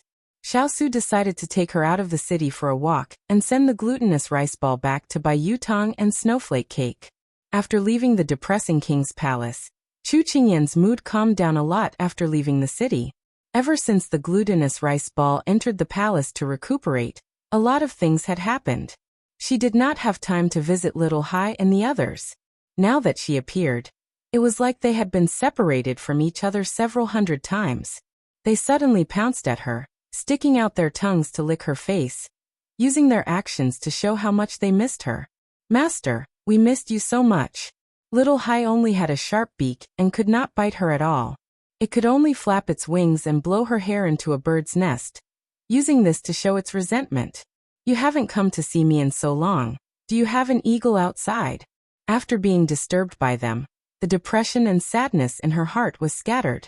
Her heart felt lighter, and she began to play with them. Xiao looked at the little fellows running around on the grass and seeing her smile again, his lips could not help but slowly rise. It seemed like this trip was the right one. It was better to vent out the unhappy feelings. After playing around for a while, Chu Qingyan dragged her tired body back to the tree and sat down with Big Ice Cube. She took the cloth that Jasper handed over and wiped the sweat off her face. Big Ice Cube, you're so good, coming out with me to relax. She was not stupid. How could she not guess what he was thinking? The two of them had been together for a long time, so they had gradually developed a tacit understanding. Maybe they could not accurately guess what the other was thinking with just a glance or a movement, but in general, they could guess what the other was thinking. As long as you're happy, he calmly replied. She giggled and took the water bottle to drink. At this time, Bai Yutong and the others ran over to her and made a fuss. She rubbed their heads and played with them. She suddenly remembered that Big Ice Cube seemed to be very busy these past 2 days, leaving early and returning late. She could not help but feel a bit strange. Big Ice Cube, aren't we preparing to leave the capital? Why are you going out more often? He hadn't been in a good mood these past 2 days, so he hadn't told her about the mission his imperial father had given him and the extension of his departure from the capital. Now that she had taken the initiative to bring it up, he didn't hide anything from her. Chu Qingyan raised her eyebrows and frowned. Then when will you step down? When General Li returns to the capital and I finish the handover, I can leave at any time. Xiao slowly explained to her, but he himself felt a little uneasy. Over the years, his premonitions had never been wrong. She nodded. Hopefully, we'll be able to leave the capital smoothly. If the Sichuan emperor had made this request, then there should be no problem, unless he changed his mind at the last minute. However, as an emperor, he shouldn't do such a tasteless thing. But what happened later changed her view of the emperor of a generation. It was just like how the college entrance examination could filter the results, but it could not filter out the scum. A ruler of a generation could not only be a wise ruler, but he could also become muddle-headed. Xiao rubbed her head, indicating for her to relax. Big Ice Block, look, glutinous rice ball is running around so happily. It must have been bored out of its mind from staying in the palace for the past few days. She pointed at the white figures running around on the ground, and couldn't help smiling. Xiao looked in the direction she was pointing at. Those naughty fellows were chasing after each other. Fierce beasts should live in a wide world. That's where they should run. She couldn't help turning to look at him when she heard this. She felt that there was a hidden meaning in the big ice block's words. Then what about you? Where are you suited to stay? What do you think? Xiao leaned against the tree, facing the gentle breeze. He felt a little relaxed and his tone became much lighter. She tilted her head and propped her chin up with one hand. She looked at him and sighed. How could the big ice block be so handsome, even if his face was covered?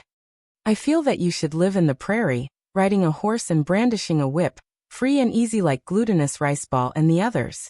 Heaven and earth is where you go unrestrained.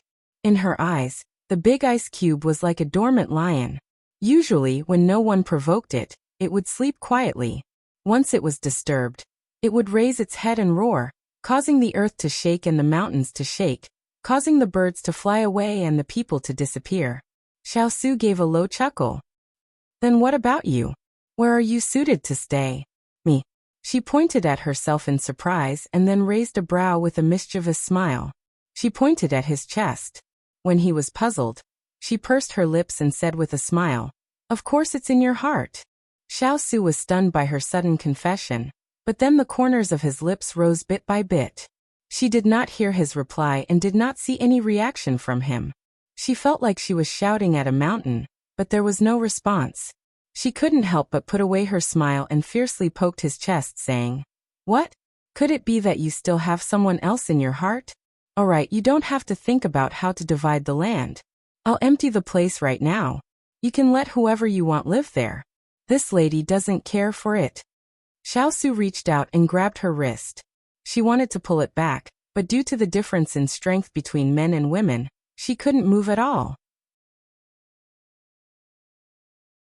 She could only glare at him fiercely. But when she met his pair of black eyes, she was stunned by the smile in his eyes. She couldn't exert any strength in her body. He slowly inched closer to her and whispered into her ear with his warm breath, "You're the only one who can fit in this piece of land. How can I bear to let others squeeze in on you and fatten you up?"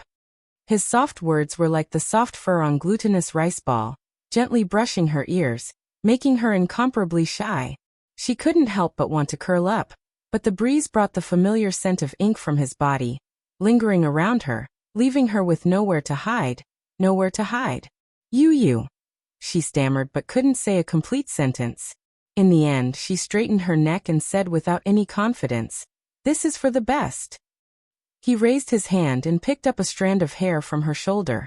Under her large eyes, he placed it at the tip of his nose and sniffed it.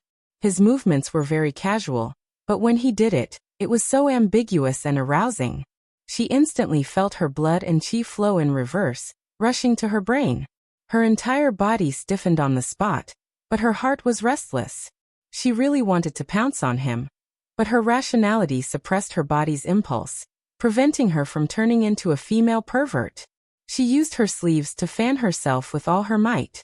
It's all Big Ice Cube's fault, causing her body to be so hot. Xiao saw her reaction and gave a low laugh. She really was too cute. Her pink and red cheeks made him subconsciously move closer. Just as he was about to cover those cherry red lips, he suddenly felt something and immediately turned his head to look behind him. He saw Xiaohai by Yutong, Snowflake Cake, and Glutinous Rice Cake, all lined up in a row, looking at them with wide eyes. Seeing him stop, they even glared at him with dissatisfaction.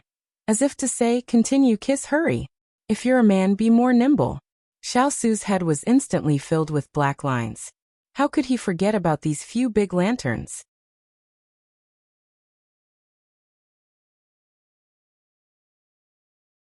Chapter 1239.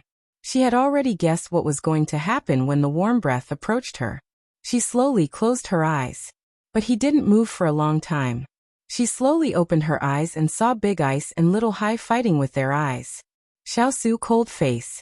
"Little Hai, it's useless." By Yutong and the others. "That's right." Xiao still cold face. "Little Hai." We've already prepared the melon seeds and you're just letting us watch this? By Yutong and the others. We've already prepared the stool. Xiao Su didn't want to continue talking nonsense with them. He turned to the little ones and said, "Don't think about the date. Let's do it now. Send someone to send them back today." Chu Qingyan let out an "ah," and didn't react at all. At this time, she was still immersed in the scene of Big Ice and Little Hai fighting. It was simply too interesting. However, Little Hai and the others were stunned at first. Then they understood that he was taking the opportunity to take revenge. They immediately threw away the melon seeds and stool and ran to their master. One rubbed her head, one hugged her arms, and two hugged her legs. Whoosh, whoosh, whoosh, whoosh, whoosh, whoosh, whoosh. They cried and complained. Thus, Chu Qingyan was caught off guard and was surrounded by them. Even Xiao Su was squeezed to the side. "Master, master, your Big Ice is bullying wolves. Master, master, we are your pets. You can't abandon your pets just because you're with him. Master, master, quickly abandon this cold and heartless person. Let's go somewhere far away together." Whoosh, whoosh, whoosh, whoosh, whoosh, whoosh, howl, howl, howl. Chu Qingyan was deafened by their howls. She didn't know how to comfort these pets who thought they were going to be abandoned. She could only hug and rub them. Xiao Su listened to them crying and complaining. The corner of his mouth twitched. Finally, Xiao Su and the other three were squatting in front of them, each with a bump on their head. They were glaring at Xiao Su angrily. Xiao Su glanced at them coldly. When they came into contact with such a cold gaze, a few of them trembled. Then, they remembered their status, and the aura of a king that was emitted from within them immediately made them straighten their backs and straighten their chests, looking back at him with arrogance. However, to Xiao Su this was not even worth looking at. As a result, the four kings were thoroughly despised. They immediately used their eyes to complain to their master. Chu Qingyan looked at them, and felt as if they had become spirits. If it wasn't for the fact that they were wearing a layer of skin, she would have thought that they were children who had come out of nowhere. Moreover, they were children with extremely terrifying combat power. Although she was the one who wanted to send them back in the beginning, when she saw them looking at her with grievances, her heart couldn't help but soften. They were all her pets.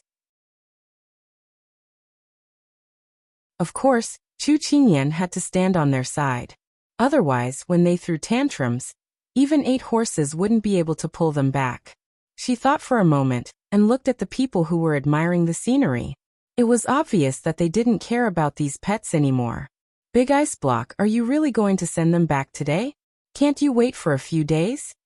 Xiao Su glanced at the dark eyes that floated over. He crossed his arms and leaned against a tree. He said coldly, "They're too annoying." He remembered that if it weren't for them causing trouble, he would be hugging the little one in his arms right now and not burning with lust. His words instantly angered everyone. Wah wah wah. Whoosh whoosh whoosh. Awoo awoo. In any case, they were either the king of eagles or the leader of a pack of wolves. How could they be despised by others here? Chu Qingyan was almost deaf from their noise. She wanted to negotiate with Big Ice Block again, but when her gaze fell on him, she saw a faint smile on his face. It was as if he was in a good mood. She suddenly felt that something was wrong. Big Ice Block's usual style was to immediately carry out the order once he decided on something. Just now, he said that he wanted to send these pets back, but he didn't immediately instruct Hualing. This meant that he didn't intend to do so. Was he just scaring these pets? Once she thought this through, she was a little puzzled. Big Ice Block didn't look like a childish person. Why was he in the mood to tease Little Hai and the rest today? However, she didn't realize that after this incident, she didn't feel as upset and sad as before. It was as if she was slowly walking out of the shock brought to her by Huang Yi's death. This was Xiao Su's purpose. Perhaps it was useless to persuade her, but he could divert her attention and separate her mind from those things. She would no longer be immersed in her sad world. However, he didn't need to tell her his painstaking efforts. If you truly loved someone, you didn't need to show off everything you did for the other party and compare who was better. You could only silently give for the other party and then see her happy, youthful, happy and worry-free.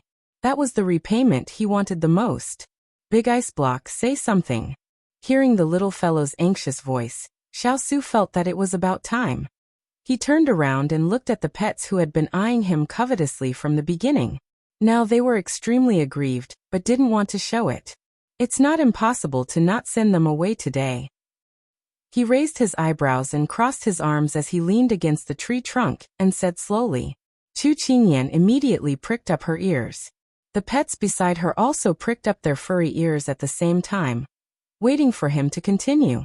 Sure enough, they took after their master. In the future, you have to make a sound when you walk. Don't compete with your voice. Can you do these two things? He said leisurely. The pets looked at each other and raised their paws. They had always made no sound when they walked. Could it be that they were going to run and shout at the same time? Wouldn't that be too silly? Chu Qingyan also noticed this and couldn't help but plead for them. Change it to something they can do. Xiao Su raised his eyebrows and seemed to compromise helplessly. That's fine too. In the future, when the two of us are alone, they are not allowed to come close. Can you do that, HM? He raised the last syllable provocatively at the pets. Reluctantly, after whispering in each other's ears, they all compromised. Then you can carry it out now, Xiao Su said without any trace of politeness. Little Hai and the other pets looked at each other. They had been tricked, but they had already agreed. They couldn't go back on their word. They could only look back angrily at Xiao Su 3 times with every step. Then they glanced sadly at their master before running away. Xiao Su curled his lips slightly, revealing a faint smile in his eyes. Chu Qingyan saw this unforeseen event, and then looked at Big Ice Cube who was standing there and urging them to leave. She felt a little incredulous. Actually, that was Big Ice Cube's goal. Those Beast Kings and Bird Kings had all fallen at his hands without any prior agreement. Her man's thoughts were too deep. It was too scary. But she liked it even more. She stood up and walked in front of him. She quickly reached out and wrapped her arms around his neck. Pulling him down, she planted a heavy kiss on his lips to show her appreciation.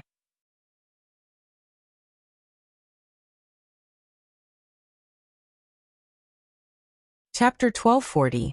Ever since she followed Xiao Su, the way she expressed her feelings was simple and direct. She would hug him when she was happy and kiss him when she was happy. She would use her body language to tell the other party how she felt and loved him. This way, it was better than hiding things. You don't know if I like you and I don't know if you like me or not. You spend all day guessing and wasting time on this. When you're old, it'll be too late to regret it. Only, she was so happy that she forgot everything. When she was about to leave after kissing him, how could that person who was filled with evil fire let her go so easily?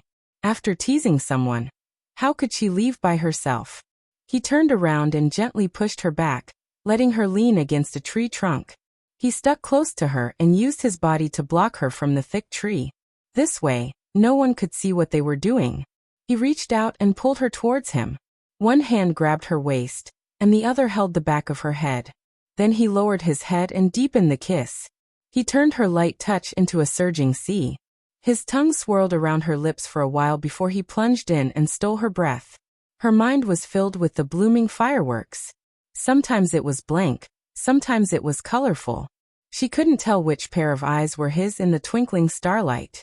She couldn't help slowly closing her eyes and giving herself to him, letting him bring her up and down in the sea. She wasn't afraid of being swallowed by the sea or being taken away, because she had him. The few not far away adjusted their angle and sat down. They looked at the two tightly huddled together, and watched with great interest. As the saying goes, the higher-ups have policies and the lower-ups have countermeasures. They weren't vegetarians. Don't think that they couldn't watch because they were far away. Don't forget their identities. They were experts at moving at night and had great eyesight. This distance was more than enough for them to see. Wait, who threw the stone over? Ooh, pung. Another leaf flew over.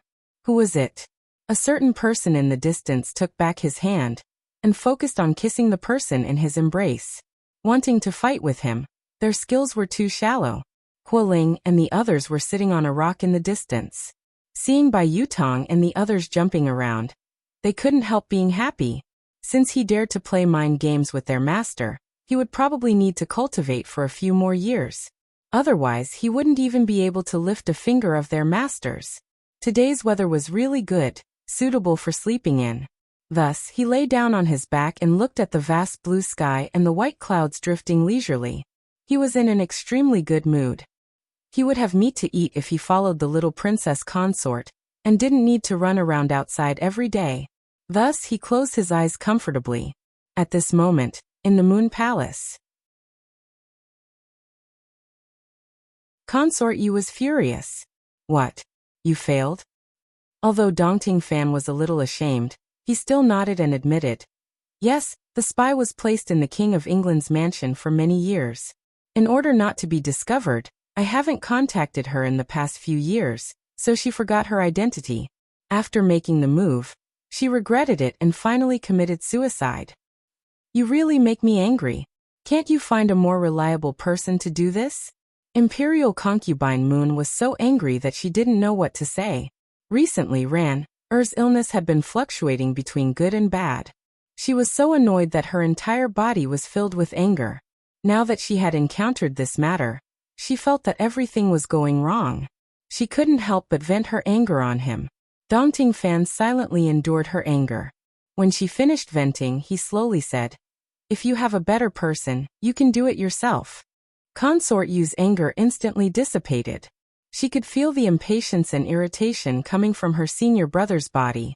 She regretted her unreasonable actions, and immediately changed her tone to apologize. Senior brother, I was just anxious and my words were a bit unpleasant. Don't take it to heart, it was junior sister's fault. Consort Yu was a flexible woman. As long as it was beneficial to her, she could put down her pride. Like water, she could be gentle or unyielding. Compared to her, Empress Liang was her extreme. She was too stubborn and stubborn. As the saying goes, if you're too stubborn, you'll break easily. That was why Empress Liang always ran into a wall, even in front of her own son. His junior sister's gentle words dissolved the anger in his heart like a spring breeze. He sighed and waved his hand. Forget it. Do you think I don't know your personality? Consort Yu smiled. Senior brother, you're so magnanimous. You're so magnanimous. Stop flattering me. Let's get down to business. I can't stay with you for too long, or my whereabouts will be exposed, said Dongting Fan. Consort Yu nodded. She asked, then can you still send people to take Chu Qingyan's life? Dongting Fan shook his head and said with some difficulty, after the failure of our spies, we've already alerted them. Now that they're on their guard, it won't be easy to make a move again. Now that our people know that Chu Qingyan has more than 10 hidden guards around her, and they're extremely skilled in martial arts. Compared to these, we can only see with our own eyes. We don't know how many more are hidden in the dark. This shows how important this person is to Xiao Su. Even our people can't get within 100 steps of her for fear of being discovered. Consort Yu didn't expect that Chu Qingyan, who looked harmless, would be so difficult to get rid of. She immediately felt very frustrated and worried. Are we going to let her go just like that? What about Ranner? Dongting Fan sighed. We can only let nature take its course. Don't think too much. You have to take care of yourself. Otherwise, how can our grand plan continue? Consort Yu agreed with him. She couldn't help but try to adjust her emotions. Senior martial brother is right. I have to pull myself together. We still have a grand plan to achieve. Dongting Fan nodded. That's my indomitable junior martial sister. At this moment, in a temporary palace prepared by Xishuan for the Nansong bridal farewell party, a green figure stood beside a lotus pond. He held fish food in his hand and leisurely fed the carp in the pond. At this moment, a black figure appeared behind him. That person didn't turn around and directly asked, how's the investigation of the matter I asked you to do? The man in black immediately replied, the princess is now living in the relay station with Lord Tori. She usually eats and sleeps when she's free. Occasionally, she'll visit Prince Yi's mansion. There's nothing unusual. The green-robed man's hand paused when he heard this.